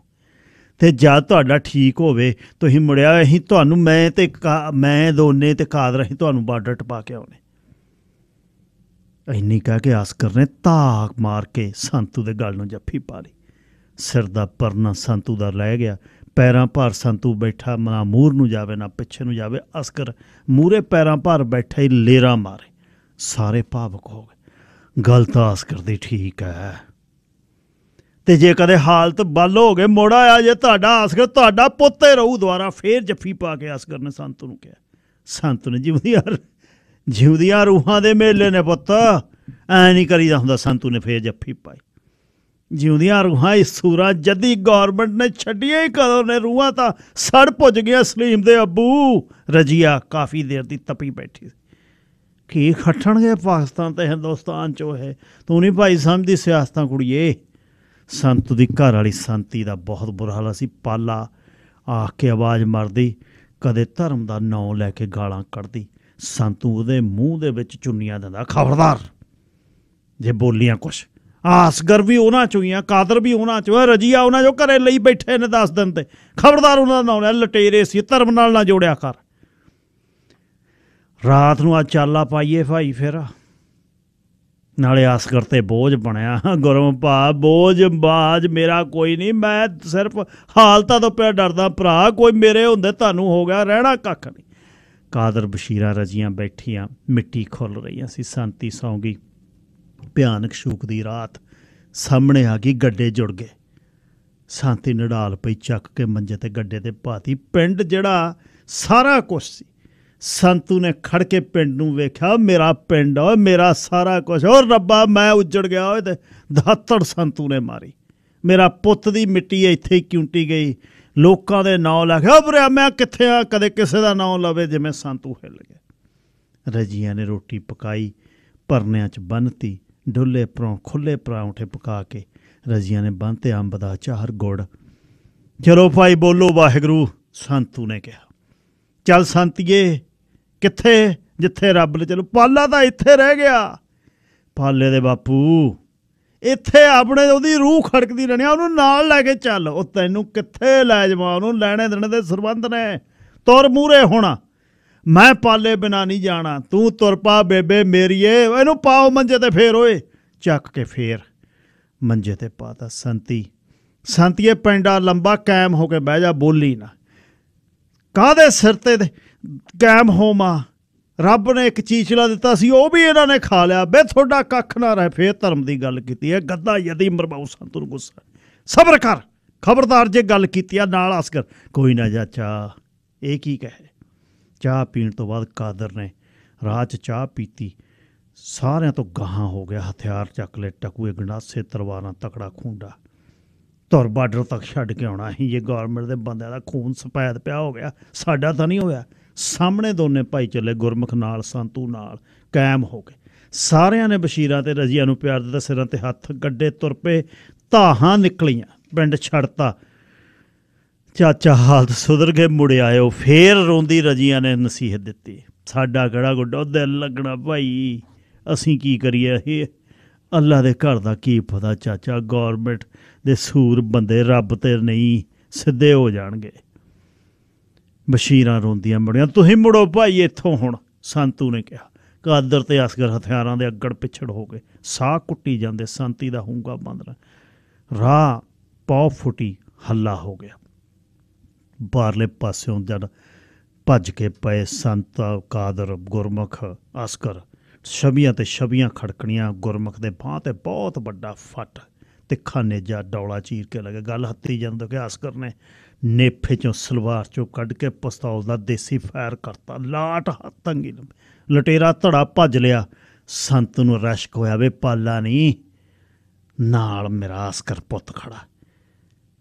ਬਚ ਗਿਆ। ਹਜ਼ੂਰ ਸਿੰਘ ਨੇ ਗੁਰਮੁਖ ਦਾ ਡੋਲਾ ਫੋੜਿਆ। ਠੀਕ ਆ ਮੈਂ ਤਾਇਆ। ਗੁਰਮੁਖਾ ਇੱਕ ਗੱਲ ਮੰਨ, ਕਾਦਰ ਕਹਿੰਦਾ। ਬੋਲ। ਇੱਧਰ ਹੋ, ਹਾਂ ਮੇਰੇ ਪਾਸੇ ਨੂੰ ਇੱਕ ਮੈਂ। ਬੈਠ ਇੱਥੇ ਥੱਲੇ। ਗੁਰਮੁਖ ਥੱਲੇ ਬਹਿ ਗਿਆ। ਕਾਦਰ ਨੇ ਪਿਸ਼ਾਬ ਉਹਦੇ ਡੌਲੇ ਤੇ ਕਰਤਾ। ਕੋਈ ਡਰ ਨਹੀਂ ਪਿਸ਼ਾਬ ਦਾ, ਕੋਈ ਡਰ ਨਹੀਂ। ਪਿਸ਼ਾਬ ਨਾਲ ਜ਼ਖਮ ਪੱਕਣ ਦਾ ਡਰ ਨਹੀਂ। ਪਿਸ਼ਾਬ ਦਾ ਭੈੜਿਆ ਫੱਟ ਲਈ ਦਾਰੂ ਹੈ। ਕਾਦਰ ਦਾ ਪਿਸ਼ਾਬ ਗੁਰਮੁਖ ਸਿੰਘ ਦੇ ਡੌਲੇ ਦਾ ਜਿਹੜਾ ਦੁੱਖ ਮਿਟਾ ਰਿਹਾ ਸੀ। ਪਿਸ਼ਾਬ ਦੀ ਧਾਰ ਜ਼ਖਮ ਤੇ ਸਪਿਰਟ ਵਾਂਗੂ ਵਕਤਾਂ ਦੇ ਮਾਰਿਆ ਗੁਰਫਾ। ਨਹੀਂ ਤਾਂ ਚਿੜੀ ਨਹੀਂ ਸੀ ਚੂਕਦੀ। ਅੱਲਾਹ ਤਾਲਾ ਦੀ ਨਜ਼ਰ 'ਚੋਂ ਹੁੰਦਾ ਹੈ, ਠੀਕ ਹੁੰਦਾ, ਫਿਕਰ ਨਾ ਕਰੀ। ਸੂਰਜ ਦੀ ਪਹਿਲੀ ਕਿਰਨ, ਪਰੌਂਠੇ ਖਾ ਲਏ। ਚਾਚਾ ਮੈਂ ਤੇ ਕਾਦਰ ਪਹਿਰੇ ਤੇ ਖੜਦੇ ਹਾਂ, ਤੁਸੀਂ ਦੁਪਹਿਰ ਤੱਕ ਦਮ ਮਾਰਨ ਵਾਲੇ ਪਸ਼ੂ ਆਰਾਮ ਕਰਨਗੇ। ਇਹਨਾਂ ਨੂੰ ਪਹਿਲਾਂ ਪਾਣੀ ਧਾਣੀ ਪਿਆਈਏ। ਨਾਲੇ ਸੂਏ ਦੇ ਕਿਨਾਰੇ ਬੋੜ ਤੇ ਉਹਨੇ ਬੋਰੀਆਂ ਵਿਛਾ ਲਈਆਂ। ਸਾਰਾ ਟੱਬਰ ਸੌਂ ਗਿਆ। ਅਸਗਰ ਤੇ ਕਾਦਰ ਛੇਲੇ ਲਈ ਪਰਲੇ ਬੰਨੇ ਖੜੇ। ਕਿਸੇ ਦਾ ਪੁੱਤ ਮਾਰਿਆ ਗਿਆ, ਕਿਸੇ ਦਾ ਬਾਪ ਕਿਸੇ ਦੀ ਵੰਡ ਦੀ ਬਲੀ ਚੜ੍ਹ ਗਿਆ, ਕਿਸੇ ਦੀ ਧੀ ਚੱਕ ਲਈ। ਮਾਪਿਆਂ ਨੇ ਖੁਦ ਆਪਣੇ ਲਾਡਾਂ ਚਾਵਾਂ ਨਾਲ ਪਾਈਆਂ ਪਾਲੀਆਂ ਧੀਆਂ ਨੂੰ ਖੂਹਾਂ 'ਚ ਧੱਕੇ ਦੇ ਤੇ ਇੱਜ਼ਤ ਦਾ ਕਾਹਲ ਸਾਨੀ ਸੀ। ਗੌਰਮੈਂਟ ਦੀ ਚੌਧਰ ਹਉਮੇ ਲਾਹੌਰ ਵਾਲੇ ਨੇ ਲਾਹੌਰ 'ਚ ਡੇਰੇ ਲਾ ਲਏ, ਦਿੱਲੀ ਵਾਲੇ ਨੇ ਦਿੱਲੀ 'ਚ ਲਾ ਲਏ। ਆਥਣੇ ਦੂਜੇ ਦਿਨ ਬਾਘਾ ਬਾਰਡਰ 'ਤੇ ਕਾਫਲਾ ਚਲੇ ਗਿਆ। ਸੰਤੂਦ ਚਿੱਤੀ 'ਚ ਖੜ੍ਹਾ ਸੀ। ਹਿੰਦੁਸਤਾਨ ਤੋਂ ਕਾਫਲੇ ਪਾਕਿਸਤਾਨ ਨੂੰ, ਪਾਕਿਸਤਾਨ ਤੋਂ ਹਿੰਦੁਸਤਾਨ ਨੂੰ। ਬਾਰਡਰ 'ਤੇ ਖੜ੍ਹ ਕੇ ਜਿਹੜੀ ਬਾਰਡਰ ਹੁਣੇ ਲਾਈਨ ਬਣਾਈ ਸੀ, ਚੰਗਾ ਚਾਚਾ ਦੇ ਹਾਂ ਇਜਾਜ਼ਤ ਹੁਣ। ਅਸਗਰ ਨੇ ਕਿਹਾ, ਅਸਗਰ ਆ ਤੁਹਾਡਾ ਦਿੱਤਾ, ਤੁਹਾਡਾ ਕੀਤਾ ਮੱਲਾ ਮੈਂ ਜ਼ਿੰਦਗੀ 'ਚ ਭੁੱਲੂਗਾ ਕਿਵੇਂ? ਕੀ ਗੱਲਾਂ ਪਿਆ ਕਰਦਾ ਚਾਚਾ, ਤੂੰ ਗੱਲ ਕੀ ਕਰਦਾ ਹੈ? ਸੰਤੂ ਗੱਲ ਲੱਗ ਕੇ ਫਿਰ ਤਾਂ ਮਾਰੀ। ਮਾਹੌਲ ਸੋਗਮਈ, ਸਾਰੇ ਰੋ ਰਹੇ ਸੀ। ਟਿਕਾਣਾ ਜਿਹਾ ਬਣ ਗਿਆ ਚਾਚਾ, ਚਿੱਠੀ ਪੱਤਰ ਜ਼ਰੂਰ ਪਾ ਦਿਆ ਜੇ। ਕਹਿਣ ਵਾਲੀ ਮੱਲਾ ਗੱਲ ਹੈ ਕੋਈ? ਇਹ ਕੀ ਗੱਲ ਕਰਦਾ? ਤੁਰੋ ਫਿਰ ਹੁਣ ਕਵੇਲਾ। ਗੁਰਮਖਾ ਕੈਂਪ 'ਚ ਤੂੰ ਜਾ ਕੇ ਮੱਲਮ ਪੱਟੀ ਕਰਾਣੀ, ਲੋਹੇ ਦੀ ਸੱਟ ਵਿਗੜ ਨਾ ਜਾਵੇ। ਤੁਰਦੇ ਅਸਗਰ ਨੇ ਕਿਹਾ, ਕਰਵਾ ਲਊਂਗਾ। ਸੰਤੀ ਤਾਈ ਚਾਚੀ ਦਾ ਖਿਆਲ ਰੱਖਣਾ ਤੁਸੀਂ। ਚੰਗਾ। ਗੁਰਮੁਖ ਨੇ ਤੁਰਨ ਵੇਲੇ ਕਾਦਰ ਨੂੰ ਜੱਫੀ ਪਾ ਲਈ। ਕਾਦਰਾ, ਮੈਨੂੰ ਪੱਟੀ ਦੀ ਕੀ ਲੋੜ ਆ? ਭਰਾ ਦੇ ਮੈਨੂੰ ਮੇਰਾ ਜ਼ਖਮ ਠੀਕ ਕੀਤਾ ਹੋਇਆ, ਤੇਰਾ ਨਾਲ ਹੀ ਸਾਰਾ ਕੁਝ ਲੈ ਕੇ ਚੱਲਿਆ ਮੈਂ। ਜਿਉਂਦਾ ਬਸਦਾ ਰਹਿ। ਅਸਗਰ ਕਾਦਰ ਦੋਨੇ ਖੜੇ ਜੱਫੀਆਂ ਪਾ ਕੇ ਕਾਫਲਾ ਤੁਰ ਗਿਆ। ਰਾਤ ਨੂੰ ਅਸਗਰ ਤੇ ਕਾਦਰ ਮੁੜਿਆ ਏ। ਇੱਧਰਲਾ ਕਾਫਲਾ ਬਾਘਾ ਟੱਪ ਕੇ ਗੁਰੂ ਰਾਮਦਾਸ ਸਾਹਿਬ ਦੇ ਸਥਾਨ ਦੇ ਬਾਹਰ ਕਿਤੇ ਰਾਤ ਨੂੰ ਖੜ੍ਹ ਗਿਆ। ਦੋਨੇ ਬਾਰਡਰਾਂ ਤੋਂ ਪਾਰ ਹੋ ਗਏ। ਤੁਰਿਆ ਜਾਂਦਾ ਅਸਗਰ ਤੇ ਕਾਦਰ ਉੱਧਰ ਸੰਤੂ ਨਹੀਂ ਦੇਖ ਰਹੇ ਸੀ। ਕਿਤੇ ਵੀ ਬੱਤੀ ਨਹੀਂ ਸੀ ਜਗਦੀ। ਦੂਰ ਕਿਤੇ ਕੋਹਾਂ 'ਤੇ ਛੋਟਾ ਜਿਹਾ ਇੱਕ ਦੀਵਾ ਕਿਤੇ ਜਗ ਰਿਹਾ ਸੀ। ਬਾਹਰ ਹੀ ਕੋਹੀ ਵਲਦਾ ਦੀ। ਹਰਮਿੰਦਰ ਕੁਲਾਰ ਜੀ, ਲਾਈਨ ਨੰਬਰ 1। ਸਤਿ ਸ਼੍ਰੀ ਅਕਾਲ ਬਾਈ ਜੀ। ਜੀ ਸਤਿ ਸ਼੍ਰੀ ਅਕਾਲ। ਪਹਿਲਾਂ ਬਾਈ ਜੀ ਕਹਾਣੀ ਬਹੁਤ ਵਧੀਆ ਸੀਗੀ। ਧੰਨਵਾਦ ਜੀ। ਤੇ ਬਾਰ-ਬਾਰ ਇੱਕ ਵਾਰ ਨਹੀਂ ਕਈ ਵਾਰ ਅੱਖਾਂ ਦੇ ਵਿੱਚੋਂ ਪਾਣੀ ਆਇਆ ਕਹਾਣੀ ਤੁਹਾਡੀ ਸੁਣ ਕੇ। ਇਹੀ ਸਾਡੇ ਮੇਰੇ ਦਾਦਾ ਜੀ ਹੈਗੇ ਜੀ, 1930 ਦਾ ਜਨਮ ਉਹਨਾਂ ਦਾ। ਉਹ ਉਦੋਂ ਉੱਧਰ ਛੁੱਟੀਆਂ ਕੱਟਣ ਗਏ। ਸਾਡੀ ਅੱਧੀ ਫੈਮਿਲੀ ਉੱਧਰ ਰਹਿੰਦੀ ਸੀ ਤੇ ਅਸੀਂ ਇੱਧਰ ਸੀ। ਤੇ ਉਹ ਗੱਲਾਂ ਉਹ ਦੱਸਦੇ ਹੁੰਦੇ, ਸੁਣਾਉਂਦੇ ਹੁੰਦੇ ਆ। ਤੇ ਉਹਨਾਂ ਦੀਆਂ ਗੱਲਾਂ ਜਦੋਂ ਸੁਣਦੇ, ਉਹਨਾਂ ਨਾਲ ਮੈਂ ਬੈਠਾ ਅਕਸਰ ਹੀ ਉਹਨਾਂ ਦੇ ਕੋਲੇ ਬਹਿਣਾ, ਗੱਲਾਂ ਬਾਤਾਂ ਸੁਣਦਾ ਹੁੰਦਾ। ਉਹਨਾਂ ਦੇ ਵੀ ਉਦੋਂ ਜਿਵੇਂ ਕਹਿੰਦੀ ਗੱਚ ਭਰਿਆ ਹੁੰਦਾ ਗੱਲਾਂ ਦੱਸਦਿਆਂ ਦਾ। ਉਦੋਂ ਵੀ ਇਹੀ ਫੀਲਿੰਗ ਆਉਂਦੀ ਆ। ਤੇ ਅੱਜ ਜਿਹੜੀ ਤੁਸੀਂ ਜਦੋਂ ਕਹਾਣੀ ਸੁਣਾਈ ਪਿਛਲੀ ਵੀਕ ਵੀ, ਅੱਜ ਵੀ ਬਹੁਤ ਵਧੀਆ ਲੱਗਿਆ ਜੀ ਸੁਣ ਕੇ। ਤੇ ਅੱਜ ਵੀ ਵਾਰ-ਵਾਰ ਜਿਵੇਂ ਅੱਖਾਂ 'ਚ ਪਾਣੀ ਆ ਗਿਆ ਜੀ, ਮਨ ਭਰਿਆ। ਇੰਨਾ ਲੋਕਾਂ ਦਾ ਪਿਆਰ ਸੀ ਤੇ ਸਰਕਾਰਾਂ ਨੇ ਅੱਡੋ ਅੱਡ ਕਰਤਾ ਸਾਰਾ ਕੁਛ। ਤੇ ਏਦਾਂ ਹੀ ਸਾਡੇ ਦਾਦਾ ਹੀ ਸੁਣਾਉਂਦੇ ਹੁੰਦਾ ਗੱਲ ਵੀ। ਇਹਨਾਂ ਦਾ ਇੱਕ ਉੱਥੇ ਪਿੰਡ ਦਾ ਜਿਵੇਂ ਰਾਜਾ ਸੀਗਾ, ਉਹਨਾਂ ਨੇ ਆਪ ਬੰਦੇ ਭੇਜ ਕੇ ਇਹਨਾਂ ਨੂੰ ਛੱਡ ਕੇ ਗਏ ਬਾਰਡਰ ਤੇ। ਉਹ ਵੀ ਕਹਿੰਦੇ ਵੀ ਸਾਡੇ ਦਾਦਾ ਜੀ ਦੇ ਡੈਡੀ ਦਾ ਨਾਮ ਸੀਗਾ ਨਰਿੰਦਰ ਸਿੰਘ। ਕਹਿੰਦੇ ਜੀ ਨਰਿੰਦਰ ਸਿੰਘ ਵੀ ਹੁਣ ਜੇ ਮੇਰੇ ਹੁੰਦੇ ਹੋਏ ਇੱਥੇ ਗੱਲਬਾਤ ਹੋ ਗਈ, ਕੋਈ ਮੁਲਕ ਚੜ੍ਹ ਕੇ ਆ ਗਿਆ ਵੀ ਮੇਰੇ ਤੋਂ ਬਚਾ ਨਹੀਂ ਹੋਣੇ, ਵੀ ਹੁਣ ਤੂੰ ਜਾਵੜਾ ਤੇ ਫਿਰ ਆਪਾਂ ਫਿਰ ਮਿਲਾਂਗੇ। ਉਹ ਗੱਲਾਂ ਸੁਣਾਉਂਦੇ ਸਾਡੇ ਦਾਦਾ ਜੀ ਦਾ ਵੀ ਗੱਚ ਭਰਿਆ ਆਉਂਦਾ। ਤੇ ਅੱਜ ਵੀ ਤੁਹਾਡੀ ਕਹਾਣੀ ਸੁਣ ਕੇ ਬਹੁਤ ਵਧੀਆ ਲੱਗਿਆ ਜੀ। ਰੱਬ ਤੁਹਾਡੀ ਬਹੁਤ ਲੰਬੀ ਉਮਰ ਕਰੇ ਜੀ। ਬਹੁਤ ਜੀ ਧੰਨਵਾਦ। ਬਹੁਤ ਦਰਦ ਹੈ ਜਦ ਅਸਗਰ ਕਾਦਰ ਹੋਣੀ। ਹੁਣ ਕਾਦਰ ਤੇ ਲੇਖਕ ਨੇ ਬਾਈ ਜੱਗੀ ਨੇ ਗੁਰਮੁਖ ਦੇ ਵੱਜੇ ਫੱਟ ਤੇ ਜਦ ਪਿਸ਼ਾਬ ਕੀਤਾ ਕਾਦਰ ਨੇ, ਉਹ ਸੁਨੇਹਾ ਇੱਕ ਕੀ ਦੇ ਰਿਹਾ ਵੀ ਉਹ ਸਿੱਖ ਜਾਂ ਮੁਸਲਮਾਨ ਦਾ ਪਿਸ਼ਾਬ ਨਹੀਂ, ਉਹ ਐਂਟੀਬਾਇਓਟਿਕ ਹੈ ਇੱਕ, ਜਿਹਨੂੰ ਅਸੀਂ ਵਰਤਦੇ ਹਾਂ। ਕੀ ਹੋਇਆ ਸਾਡੇ ਨਾਲ ਅਸੀਂ ਪਰ ਸਮਝੇ ਨਹੀਂ ਹਲੇ ਵੀ। ਬਾਘੇ ਬਾਰਡਰਾਂ ਦੀਆਂ ਰਿਟਰੀਟਾਂ ਤਾਂ ਦੇਖਿਓ ਕਿਵੇਂ ਲੱਤ ਜਿਹੜੀ ਆ ਨੱਕ 'ਤੇ ਲਿਜਾ ਕੇ ਇੱਕ ਦੂਜੇ ਵੱਲ ਨੂੰ ਮਾਰਦੇ ਨੇ, ਡੌਲੇ ਚੱਕ ਦਿਖਾਉਂਦੇ ਨੇ ਇੱਕ ਦੂਜੇ ਨੂੰ। ਉਹਨਾਂ ਨੂੰ ਪਤਾ ਵੀ 10 ਲੱਖ ਮੋਏ ਨੇ ਇਹ ਬਾਰਡਰ ਦੀ ਲਾਈਨ 'ਤੇ। ਕਿਹਨੂੰ ਤੁਸੀਂ ਨੱਚ ਕੇ ਦਿਖਾਉਂਦੇ ਹੋ? ਕੀ ਦਿਖਾਉਂਦੇ ਹੋ ਇਹਦੇ 'ਚ? ਲੜਾਈਆਂ ਨੇ ਦਿੱਤਾ ਕੁਛ, ਉੱਜੜ ਗਏ। ਕੱਚੇ ਢਾਰੇ ਨੇ ਜਿਹੜੇ, ਇਹਨਾਂ ਦੇ ਵਿੱਚ ਪੱਕੇ ਬਣਾ ਦਿਓ, ਲੋਕਾਂ ਦੇ ਲਾਟੂ ਦੇ ਦਿਓ, ਬਿਜਲੀ ਪਾਣੀ ਦੇ ਦਿਓ, ਦੋਨੇ ਦੇਸ਼। ਹਾਲ ਕੀ ਹੈ ਉਹ? ਕੁਲਵੀਰ ਸਿੰਘ ਲੇਲ ਜੀ, ਲਾਈਨ ਨੰਬਰ 1। ਹਾਂਜੀ ਸਤਿ ਸ਼੍ਰੀ ਅਕਾਲ ਜੀ। ਸਤਿ ਸ਼੍ਰੀ ਅਕਾਲ।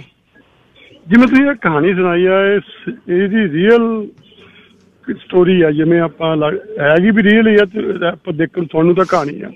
ਜੋ ਹਾਲਾਤ ਉਦੋਂ ਹੋਏ ਤਾਂ ਰੀਅਲ ਹੀ ਹੋਏ ਨਾ। ਇਹ ਜਦੋਂ ਕੋਈ ਫਿਲਮ ਤਾਂ ਹੈ ਨਹੀਂ ਹੈਗੀ ਵੀ ਜੇ ਆਪਾਂ ਕੋਈ ਫਿਲਮ ਹੀ ਬਣੀ ਹੈ ਨਾ। ਜਿਵੇਂ ਹੁਣ ਜਿਹੜਾ ਉਹ ਸਮਾਂ ਜਿਹੜਾ ਆਪਾਂ ਲੰਘ ਗਿਆ, ਉਹਨੂੰ ਤਾਂ ਆਪਾਂ ਹੁਣ ਤੱਕ ਆਪਾਂ ਉਹਨੂੰ ਰਿਪੀਟ ਕਰੀ ਜਾਂਦੇ ਨਾ ਬੈਕ ਮੁੜ ਕੇ। ਪਰ ਜਿਹੜਾ ਹੁਣ ਸਮਾਂ ਆ ਉਹ ਵੀ ਹੁਣ ਦੀਆਂ ਸਰਕਾਰਾਂ ਨੂੰ, ਹੁਣ ਦੀਆਂ ਜਿਹੜੇ ਦੇਸ਼ ਦੇ ਭਗਤ ਆ, ਉਹਨਾਂ ਨੂੰ ਸੋਚਣਾ ਚਾਹੀਦਾ ਵੀ ਉਹ ਹਾਲਾਤ ਕਿੰਨੇ ਸੀ, ਕਿੰਨਾ ਸਮਾਂ ਲੱਗਾ ਮੁੜ ਕੇ ਸੈਟਿੰਗ ਹੋਣ ਨੂੰ, ਕੀ ਹੋਇਆ, ਕਿੰਨੀ ਬਰਬਾਦੀ ਹੋਈ, ਤੇ ਹੱਲੇ ਵੀ ਉਹਨਾਂ ਨਕਸ਼ਿਆਂ ਕਦਮਾਂ ਦੇ ਚੱਲ ਰਹੇ ਆ ਨਾ ਆਪਣੇ। ਵੀ ਹੁਣ ਵੀ ਜਿਹੜੇ ਹੁਣ ਦੇ ਜਿਹੜੇ ਆਪਣੇ ਰਾਜੇ ਮਹਾਰਾਜੇ ਬਣੇ ਆਪਣੇ ਨੂੰ, ਉਹ ਹੁਣ ਵੀ ਸੋਚ ਲੈਣ ਵੀ ਇਹ ਉਹ ਚੀਜ਼ ਆਪਾਂ ਦੇਖੀਏ ਨਕਸ਼ਾ ਤੇ ਹੁਣ ਦਾ ਦੇਖੀਏ ਤਾਂ ਫਿਰ ਸੇਮ ਹੀ ਹੋ ਸਕਦਾ ਦੁਬਾਰਾ ਫਿਰ, ਹੈ ਨਾ। ਜੇ ਆਪਾਂ ਇਹਨੂੰ ਨਾ ਸੰਕੋਚ ਕਰਕੇ ਚੱਲੀਏ, ਵੀ ਇਹਨੂੰ ਨਾ ਸੋਚੀਏ ਵੀ ਇਹ ਮੁੜ ਕੇ ਇਹ ਹਾਲਾਤ ਨਾ ਬਣਨ ਜੋ ਦੁਨੀਆ ਦੇ ਪਰਿਵਾਰਾਂ ਨੂੰ ਚਾਹੀਦਾ, ਜੋ ਇੱਥੇ ਰਹਿਣ ਵਾਲੇ ਆ, ਕੋਈ ਸਿੱਖ, ਕੋਈ ਹਿੰਦੂ, ਕੋਈ ਮੁਸਲਮਾਨ, ਕਿਸੇ ਵੀ ਕੰਟਰੀ ਵਿੱਚ ਰਹਿ ਰਿਹਾ, ਇਹਨਾਂ ਨੂੰ ਰਲ ਕੇ ਰਹਿਣ ਦਿਓ, ਇਹਨਾਂ ਨੂੰ ਆਪੋ ਆਪਣਾ ਕਮਾ ਕੇ ਖਾਣ ਪੀਣ ਦਿਓ, ਨਾ ਕਿ ਇਹਨਾਂ ਦੇ ਵਿੱਚ ਤਰੇੜਾਂ ਪਾ ਕੇ ਦੁਆਰਾ ਵੰਡੀਆਂ ਪਾਈਆਂ ਜਾਣ ਨਾ। ਇਹ ਚੀਜ਼ ਨੂੰ ਇੱਕ ਭਾਈਚਾਰੇ 'ਚ ਇੱਕੋ ਤੇ ਰਹਿਣ ਦਿਓ। ਤੁਸੀਂ ਉਹ ਕਹਾਣੀ ਸੁਣਾਈ ਆ ਵੀ ਜਦੋਂ ਉਹ ਘਰ ਇੱਕ ਥਾਂ ਬੈਠੇ ਸੀਗੇ ਸਾਰੇ ਇੱਕੋ ਹੀ, ਕਈ ਮਜ਼ਹਬਾਂ ਦੇ ਇੱਕੋ ਥਾਂ ਬੈਠੇ ਸੀ, ਉਹ ਕਹਿੰਦੇ ਅਸੀਂ ਤਾਂ ਭਾਈ ਭਾਈਆਂ, ਅਸੀਂ ਤਾਂ ਕੋਈ ਜਾਤ ਪਾਤ ਨਹੀਂ ਨਾ। ਉਹ ਚੀਜ਼ ਹੁਣ ਵੀ ਜੇ ਉਹਨੂੰ ਦੁਬਾਰਾ ਇਹਨੂੰ ਉਸ ਚੀਜ਼ ਨੂੰ ਲੈ ਕੇ ਫਿਰ ਉਸ ਦੀ ਵੰਡੀ ਪਾਉਣ ਦੀ ਤਿਆਰੀ 'ਚ ਜਿਹੜੇ ਦੇਸ਼ ਦੇ ਭਗਤ ਬਣੇ ਆ ਉਹ ਫਿਰਦੇ ਆ। ਤੇ ਹੁਣ ਸੋਚਣਾ ਚਾਹੀਦਾ ਵੀ ਇਹ ਜੇ ਹੁਣ ਇਹ ਹਾਲਾਤ ਬਣੇ ਤਾਂ ਫਿਰ ਕੀ ਬਣੂਗਾ ਨਾ ਸਾਡਾ। ਅਸੀਂ ਉਹ ਚੀਜ਼ਾਂ ਦੇਖੀਆਂ, ਤੁਸੀਂ ਸਾਡੇ ਬਜ਼ੁਰਗਾਂ ਨੇ ਦੇਖੀਆਂ, ਉਹ ਤਾਂ ਹੁਣ ਸਾਨੂੰ ਦੱਸ ਰਹੇ, ਆਪਾਂ ਤਾਂ ਦੇਖੀਆਂ ਸੁਣੀਆਂ ਹੀ ਗੱਲਾਂ ਕਰ ਰਹੇ ਹਾਂ। ਜਿਨ੍ਹਾਂ ਨੇ ਹੱਡੀਆਂ ਹਟਾਈਆਂ ਆ ਉਹਨਾਂ ਨੂੰ ਇਹ ਪੁੱਛ ਕੇ ਦੇਖੋ ਵੀ ਇਹ ਕਿੰਨਾ ਔਖਾ ਸਮਾਂ ਤੇ ਕਿੰਨਾ ਮੁੜ ਕੇ ਸੈੱਟ ਹੋਣਾ ਆ, ਕਿੱਥੇ ਜਾ ਕੇ ਮੰਜਾ ਬਿਸਤਰਾ ਵੀ ਨਹੀਂ ਕੋਲ ਹੁੰਦਾ। ਥੈਂਕ ਯੂ ਵੀਰ ਜੀ। ਪ੍ਰੇਮ ਜੇਠੀ ਜੀ, ਜੇਠੀ ਸਾਹਿਬ। जी गिल साहब सत श्री अकाल। जेठी साहब सत श्री अकाल। जिंदगी सफल करते तुसी कहानी सुना के जी। धन्यवाद धन्यवाद। एक घंटा सवेरे मैं जीती ने गल्लां कीतियां, ਤੁਹਾਡਾ ਤਾਂ ਚਲੋ ਮੈਂ ਹੁਣ ਦਿਨਾਂ ਦੇ ਨਹੀਂ ਸਕਦਾ, ਬੜੀ ਸੈਲਰੀ ਚੰਗੀ ਨਹੀਂ ਲੱਗਦੀ। ਔਰ ਮੈਂ ਜਿੱਤਰਾ ਵੀ ਬਹੁਤ ਗੱਲਾਂ ਹੋਈਆਂ, ਉਹ ਕਿਤੇ ਕਿਤੇ ਪਾਸੇ ਬੱਚੇ ਸਮਝ ਜਾਂਦੇ, ਕਹਿੰਦਾ ਮੈਂ ਤਾਂ ਆਪਣੇ ਪਿੰਡ ਵਾਲੇ ਪੜ੍ਹਾਉਣ ਵਾਲੇ ਜਿੰਨੇ ਵੀ ਸੀ ਉੱਧਰ ਕਹਿੰਦਾ ਸਾਰਾ ਹੱਲ ਵੇਲਾ ਕਰਦਾ, ਮੈਂ ਜਾਣਾ ਵੀ ਆ, ਬੜਾ ਕੁਛ ਹੋਇਆ, ਬੜਾ ਕੁਛ ਦੇਖਿਆ। ਤੇ ਬਾਕੀ ਹੁਣ ਕੱਲ ਦੱਸੇ ਜਾਂਦੇ ਆ। ਇਹ ਗਿਲ ਸਾਹਿਬ ਕਿਤਾਬ ਦਾ ਨਾਂ ਕੀ ਆ? ਇਹ ਬਾਈ ਦਾ ਨਾਵਲ ਹੈ ਜੀ, ਜੱਗੀ ਕੁੱਸੇ ਦਾ ਬਾਹਰੀ ਕੋਹੀ ਬਲਦਾ ਦੀਵਾ। ਅੱਛਾ ਅੱਛਾ, ਉਹਦੇ ਚੋਂ ਕਹਾਣੀ ਬਣਾ ਕੇ ਸੁਣਾਈ ਹੈ ਜੀ। ਤੇ ਉਹ ਪਹਿਲੀ ਸੀ ਮਲਮ ਜਿੱਥੋਂ ਮੈਂ ਹਾਂ, ਉਹ ਸਾਵਲ ਧਾਮੀ ਨੇ ਲਿਖੀ। ਗਿਲ ਸਾਹਿਬ ਜੇ ਤੁਸੀਂ ਮੁਨਾਸਿਬ ਸਿੰਘ ਉਹਦਾ ਨੰਬਰ ਦੇ ਸਕਦੇ ਹੋ ਮੈਨੂੰ? ਮੇਰਾ ਜੀ? ਹਾਂਜੀ ਜੀ ਜੇਠੀ ਸਾਹਿਬ 604 729 1224। वेरी गुड 1224 जी जी जेठी साहब। जिंदे रहो, मैं थोड़ा टाइम नहीं पता वेस्ट करना। Thank you, bless you. Thank you. Satinder Singh Sidhu ji, line number 3। हाँ जी, ये 47 बारे ਤਾਂ ਹੋਰ ਬਹੁਤ ਕਹਾਣੀਆਂ ਨਾਵਲ ਲਿਖੇ ਜਾ ਸਕਦੇ ਨੇ। ਗੁਰਦਾਸ ਮਾਨ ਹੁਣਾਂ ਦੀ ਮੂਵੀ ਵੀ ਆ ਜਿਹਦੇ ਵਿੱਚ ਉਹ ਲੇਡੀ ਆ ਤੇ ਉਹਨੂੰ ਬਚਾਉਂਦੇ ਆ ਪਹਿਲਾਂ, ਉਦੋਂ ਬਾਅਦ ਫਿਰ ਪਾਕਿਸਤਾਨ ਜਾਣਾ ਪੈਂਦਾ ਉਹ ਬੇਟੀ ਦਾ, ਆਪਣਾ ਉਹਦਾ ਕੀ ਆਪਣੇ ਗੱਲ ਦੱਸੋ ਤੁਸੀਂ। ਬਸ ਮੈਂ ਤਾਂ ਐਡ ਹੀ ਕਰਨਾ ਸੀ that's all, I like the subject. Thank you Sidhu ji. Buta Singh film ਹੈ ਮੇਰਾ ਖਿਆਲ। ਉਹ ਅਮਰੀਕ ਥਿੰਦ, ਲਾਈਨ ਨੰਬਰ 4। ਸਤਿ ਸ਼੍ਰੀ ਅਕਾਲ ਭਾਜੀ। ਸਤਿ ਸ਼੍ਰੀ ਅਕਾਲ ਥਿੰਦ ਸਾਹਿਬ। ਸਜਦਾ ਜੀ ਮੇਰੇ ਵੱਲੋਂ ਤੁਹਾਨੂੰ ਤਾਂ ਪਹਿਲਾਂ। ਕੋਈ ਨਾ ਜੀ, ਕੋਈ ਨਾ, ਆਪਾਂ ਰਲ ਮਿਲ ਕੇ ਗੱਲਾਂ। ਮੈਂ ਸਟੋਰੀ ਸਰਾ ਭਾਗ ਸਿੰਘ ਗਰਚਾ ਜੀ, ਲਾਈਨ ਨੰਬਰ 1। हाँ जी, मैं अगे भी पिछली बार जी गरचा साहब जी। हाँ, वो मधु वाला सी ना जी, उस मैनू अपना वो याद आया कि मैं 16 साल का सी। मैं पाकिस्तान बनने तो 2 महीने पहले ही आ गया सी। मैं हाँ, मैं सुन दस्या सी भी मैं साउन च आया सी, मैं मई जून च आया सीगा। अगस्त जुलाई अगस्त 2 महीने पिछों मेरे चलिया ना पाकिस्तान जो बना, हिंदुस्तान पाकिस्तान के फसाद होए आ। लेकिन मैं उस वेले भी जिस वेले मैं आया फसाद शुरू होए सीगे, समझ गए। टामे टमाटे साडे उधरों जेडे भाई सीगे उन्हां नूं ओ मुसलमान मारदे सी, असीं भी कोई ना कोई शुरेदारी इधर भी चलदी सीगी। पर ਇਹ ਜਿਹੜੀ ਚੀਜ਼ਾਂ ਬੰਦਾ ਸੁਣਿਆ ਤੇ ਅੱਜ ਮੈਂ ਥੋੜਾ ਜਿਹਾ ਘੱਟ ਸੁਣਿਆ, ਪਰ ਇਹ ਵੀ ਠੀਕ ਹੈ। ਮੈਂ ਇਹ ਦੋਨੋਂ ਚੀਜ਼ਾਂ ਹੁੰਦੀਆਂ ਵੀ ਦੇਖੀਆਂ ਨੇ। ਜਿਵੇਂ ਸਾਡੇ ਕੰਨੀ ਸਾਡੇ ਆਦਮੀਆਂ ਨੇ ਇੱਧਰੋਂ ਮੇਰੇ ਆਪਣੇ ਲੁਧਿਆਣੇ ਜ਼ਿਲ੍ਹੇ ਚੋਂ ਕਾਫੀ ਲੋਕਾਂ ਨੇ ਮੁਸਲਮਾਨ ਭਾਈਆਂ ਨੂੰ ਆਪਣੇ ਭਾਈਆਂ ਵਾਂਗੂ ਸਮਝਿਆ। ਹਾਂ, ਉਹਨਾਂ ਦੀਆਂ ਬੇਟੀਆਂ ਨੂੰ ਵੀ ਸਮਝ ਰੱਖਿਆ। ਈਵਨ ਮੇਰੇ ਯਾਦ ਹੈ ਕਿ ਮੈਂ ਹੁਣ 16 ਸਾਲ ਦਾ ਸੀ, ਮੇਰੇ ਘਰ ਅਸੀਂ ਸਾਡੇ ਜਿਹੜੀ ਦਾਈ ਸੀ ਨਾ ਪਿੰਡ ਦੀ, ਭਾਈ ਹੁੰਦੇ ਸੀ ਉਹ ਜਾਦੇ, ਉਹ ਅਸੀਂ ਦਾਈ ਰੱਖੀ ਹੋਈ ਸੀ ਰਾਤ ਨੂੰ ਵਿਚਾਰੀ। ਫਿਰ ਉਹ ਆਪਣੇ ਇੱਧਰ ਬੇਟ ਦੇ ਵਿੱਚ ਕੈਂਪ ਲੱਗਿਆ ਸੀ, ਉੱਥੇ ਛੱਡ ਕੇ ਆਏ ਸੀ ਸਾਡੇ ਪਿੰਡਾਂ ਦੇ ਲੋਕ ਕਈ ਹਮਦਰਦੀ ਨਾਲ। ਕਈ ਲੋਕੀ ਇੱਧਰੋਂ ਰੋਟੀਆਂ ਲੈ ਜਾਂਦੇ ਸੀ ਪਰ ਉਹਨਾਂ ਨੂੰ ਗਾਲਾਂ ਕੱਢਣ ਵਾਲੀ ਬਹੁਤ ਸੀ। ਦੇਖੋ ਪਰ ਕਿਉਂ ਉਦੋਂ ਇਨਸਾਨੀਅਤ ਜਿਹੜੀ ਸੀ ਉਹ ਹੈਵਾਨੀਅਤ 'ਚ ਬਦਲ ਗਈ ਸੀ। ਹੁਣ ਜਿਹਨੇ ਤਾਂ ਦੇਖਿਆ, ਜਿਵੇਂ ਤੁਹਾਨੂੰ ਅੱਗੇ ਮੈਂ ਦੱਸਿਆ ਸੀ ਨਾ, ਸਭ ਤੋਂ ਵੱਡਾ ਉੱਥੇ ਦਰਾਹੇ ਦੀ ਪੁਲ ਦੇ ਉੱਤੇ ਖੜਾ ਕੇ ਗੱਡੀ ਵੱਢ ਦੇਣੀ, ਸਾਹਨੇਵਾਲ ਦੇ ਦਰਾਹੇ ਦੇ ਵਿਚਾਲੇ ਗੋਰਖਾ ਮਿਲਟਰੀ ਹਾਰ ਕੇ ਉਹਨਾਂ ਨੇ ਅਟੈਚ ਕਰਾਈ ਗੌਰਮੈਂਟ ਨੇ ਇਸ ਤਰ੍ਹਾਂ ਆਪਾਂ। ਯਾਨੀ ਇਹ ਚੀਜ਼ਾਂ ਹੁਣ ਜਵਾਨੀ ਯਾਦ ਤਾਂ ਆਪਣੇ ਦਿਮਾਗ 'ਚ ਆ ਜਾਂਦੀਆਂ ਨੇ ਵੀ ਕੀ ਹੋਇਆ ਸੀ ਕੀ ਹੋਇਆ। ਪਰ ਇੱਕ ਚੀਜ਼ ਜਿਹੜੀ ਮੇਰੇ ਕਹਿਣ ਦਾ ਮਕਸਦ ਆ ਨਾ ਹੁਣ ਉਹ ਇਹੋ ਹੈ ਵੀ ਹੁਣ ਵੀ ਸਾਡੇ ਦਿਮਾਗ ਮਾੜਾ ਜਿਹਾ ਫਤੀਲੀ ਕੋਈ ਲਾ ਦੇਵੇ ਨਾ ਧਰਮ ਦੇ ਨਾਂ ਤੇ ਤਿਆਰ ਆ। ਮੈਂ ਉਹੀ ਕਹਿਣ ਲੱਗਿਆ ਸੀ, ਜਿਹੜੀ ਹੁਣ ਸਿਆਸਤ ਅੱਜ ਦੀ ਸਿਆਸਤ ਹੈ ਉਹ ਵੀ ਤੁਸੀਂ ਜਿਹੜੇ ਇਸ ਤਰ੍ਹਾਂ ਦੇ ਲੋਕ ਬਹੁਤ ਨੇ ਜਿਹੜੇ ਉਹ ਲਾਉਣ ਵਾਲੇ ਨੇ ਫਤੀਲੀ ਅੱਗ ਲਾਉਣ ਵਾਲੇ। ਉਹਦੇ ਵਿੱਚ ਨਾ ਉਹਨਾਂ ਨੇ ਮੁਸਲਮਾਨ ਦੇਖਣਾ, ਨਾ ਹਿੰਦੂ ਦੇਖਣਾ, ਨਾ ਸਿੱਖ ਦੇਖਣਾ, ਉਹਨਾਂ ਨੂੰ ਸਿਰਫ ਆਪਣੀ ਅੱਗ ਲਾਉਣ ਦਾ ਹੀ ਮਤਲਬ ਹੁੰਦਾ ਸੀਗਾ। ਇਸ ਕਰਕੇ ਮੈਂ ਇਹ ਕਹਿਣਾ ਪਰਮਾਤਮਾ ਤੋਂ ਲੋਕਾਂ ਨੂੰ ਸਮੱਤ ਦੇ, ਲੋਕ ਧਰਮ ਦੇ ਅੰਦਰ ਕਾਇਮ ਰਹਿਣ। ਬਿਲਕੁਲ ਜੀ, ਧੰਨਵਾਦ ਗਰਚਾ ਸਾਹਿਬ। ਥਿੰਨ ਸਾਹਿਬ ਲਾਈਨ ਨੰਬਰ 2, ਫਿਰ ਤੁਹਾਡਾ ਗੱਲ ਪਿੱਛੇ ਰਹਿ ਗਈ ਸੀ। ਸਰ ਸੌਰੀ ਨਾ ਕੋਈ ਨਾ ਬਾਈ ਜੀ। ਮੈਂ ਤਾਂ ਬਸ ਇਹੀ ਕਹਿਣਾ ਸੀਗਾ ਵੀ ਜਿਵੇਂ ਤੁਸੀਂ ਨਿਰਪੱਖਤਾ ਨਾਲ ਸਟੋਰੀ ਸੁਣਾਈ ਹੈ ਨਾ, ਮੈਨੂੰ ਬਹੁਤ ਚੰਗਾ ਲੱਗਾ। ਪਰ ਹੁਣ ਸਾਨੂੰ ਇਹਨਾਂ ਗੱਲਾਂ ਤੋਂ ਨਾ ਬਹੁਤ ਧਿਆਨ ਨਾਲ ਰਹਿਣਾ ਚਾਹੀਦਾ ਹੈ। ਨਾ ਤਾਂ ਸਾਨੂੰ ਕੋਈ ਹਿੰਦੂਇਜ਼ਮ ਵੱਲ ਵਧਣਾ ਚਾਹੀਦਾ, ਨਾ ਹੀ ਕਿਸੇ ਕੱਟੜਤਾ ਵੱਲ। ਜਿੱਦਾਂ ਦਾ ਵੀ ਹੈਗਾ ਹੈ ਨਾ ਉਹਦੇ ਵਿੱਚ ਭਾਈਚਾਰਕ ਸਾਂਝ ਨਾਲ ਰਹਿਣਾ ਸਿੱਖ ਲਓ ਬਸ। ਬਿਲਕੁਲ ਬਾਈ ਜੀ, ਮੈਂ ਕੁਛ ਸ਼ਬਦ ਸਨ ਇਹਦੀ ਕਹਾਣੀ ਦੇ ਵਿੱਚ, ਮੈਂ ਉਹ ਧਰਮ ਤੋਂ ਪਰਾਂ ਹੋ ਕੇ ਬੰਦ ਕੀਤੇ। ਜਦ ਸੰਤੀ ਆਪਣੇ ਪੁੱਤ ਦੇ ਵਿਜੋਗ 'ਚ ਧਰਮ ਨੂੰ ਕੁਛ ਕਹਿੰਦੀ, ਸੰਤੂ ਰੋਕਦਾ ਵੀ ਆ ਦੇਖ ਅਸਗਰ ਕਾਦਰ ਵੀ ਨਾਲ ਹੀ ਫਿਰਦੇ ਆ। ਸੁਖਵੰਤ ਕੌਰ ਜੀ। ਹਾਂਜੀ ਭਾਜੀ ਸਤਿ ਸ੍ਰੀ ਅਕਾਲ। ਸਤਿ ਸ੍ਰੀ ਅਕਾਲ ਜੀ। ਸਤਿ ਸ੍ਰੀ ਅਕਾਲ। ਕਹਾਣੀ ਟਾਈਮ ਤੇ ਤੁਹਾਡਾ ਹੋ ਗਿਆ ਪਰ ਤੁਹਾਡੀ ਪ੍ਰੇਜ਼ ਕੀਤੇ ਬਿਨਾਂ ਰਹਿ ਨਹੀਂ ਸਕੀ। ਕੋਈ ਨਾ ਜੀ। ਕਹਾਣੀ ਦਾ ਦੁਖਾਂਤ ਤਾਂ ਤੁਸੀਂ ਬਹੁਤ ਸੀਨ ਕ੍ਰੀਏਟ ਕਰਕੇ ਰੱਖ ਦਿੰਦੇ ਹੋ ਉਸੇ ਸਮੇਂ ਦਾ, ਤੇ ਸਭ ਤੋਂ ਵੱਧ ਕ੍ਰੈਡਿਟ ਜਾਂਦਾ ਹੈ ਤੁਹਾਡੇ ਪੰਜਾਬੀ ਟੀਚਰ ਨੂੰ ਜਿਨ੍ਹਾਂ ਕੋਲੋਂ ਤੁਸੀਂ ਪੰਜਾਬੀ ਪੜ੍ਹਦੇ ਰਹੇ।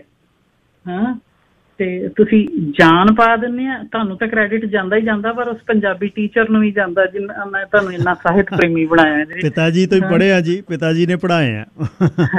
ਕਿੰਨਾ ਚਿੱਥ ਕੇ ਦੇਖੋ ਕਿਹੜੀ ਚੀਜ਼ ਸੈਂਟੈਂਸ ਨੂੰ ਕਿਵੇਂ ਬੋਲਣਾ, ਪੂਰੀ ਜਾਨ ਪਾ ਦਿੱਤੀ ਤੁਸੀਂ ਕਹਾਣੀ ਦੇ ਵਿੱਚ। ਵੈਸੇ ਤਾਂ ਉਹ ਫੁਕਲਾ ਹੀ ਲੱਗਦਾ ਕੰਮ ਹੈ ਨਾ, ਜਿੰਨੀ ਦੇਰ ਕੋਈ ਇੰਨੇ ਸੋਹਣੇ ਢੰਗ ਨਾਲ ਸੁਣਾਉਂਦਾ ਨਹੀਂ ਆ। ਧੰਨਵਾਦ ਜੀ, ਤੁਹਾਡਾ ਟਾਈਮ ਹੋ ਗਿਆ। ਧੰਨਵਾਦ ਬਹੁਤ ਬਹੁਤ, ਥੈਂਕ ਯੂ। ਬਹੁਤ ਵਾਰ ਮੈਂ ਸੁਣਾਇਆ ਵੀ ਡਵੇਡਾ ਲੱਗਦਾ ਰਿਹਾ, ਇੱਕ ਵਾਰ ਬਾਪੂ ਬਣ ਕੇ ਗਲਤੀ ਹੋਣੀ, ਇੱਕ ਵਾਰ ਮਾਸਟਰ ਬਣ ਕੇ ਸ਼ਮਕ। ਅਤੇ ਮਾਂ ਬੋਲੀ ਆਪਣੀ ਇਹਨੂੰ ਆਪਾਂ ਵਧੀਆ ਤਰੀਕੇ ਨਾਲ ਪੜ੍ਹੀਏ ਤਾਂ ਹੀ ਜਿਉਂਦਾ ਰਹਿਣਾ ਹੈ। ਲਓ ਜੀ ਇਜਾਜ਼ਤ। ਕੱਲ੍ਹ ਨੂੰ ਮੈਂ ਆਹ ਕ੍ਰੈਡੈਂਸ਼ੀਅਲਸ ਦੀ ਗੱਲ ਕਰਨੀ ਹੈ, ਜਿਹੜੇ ਉੱਥੋਂ ਡਿਗਰੀਆਂ ਲੈ ਕੇ ਆਏ ਨੇ। ਤਾਂ ਆਪਣਾ ਤਜਰਬਾ, ਤੁਹਾਡਾ ਤਜਰਬਾ, ਅਤੇ ਸਰਕਾਰਾਂ ਨੂੰ ਹੁਣ ਆਪਾਂ ਇਸ ਗੱਲ 'ਤੇ ਲਿਆ ਕੇ ਖੜ੍ਹਾ ਕਰੀਏ ਵੀ ਇਹ ਰੁਲਦੇ ਫਿਰਦੇ ਨੇ ਜਿਹੜੇ, ਇਹਨਾਂ ਨੂੰ ਆਪਣੇ ਕੰਮ ਚਲਾਓ, ਇਹ ਖੁਸ਼ ਹੋਣ। ਰੱਬ ਰੱਖਾ।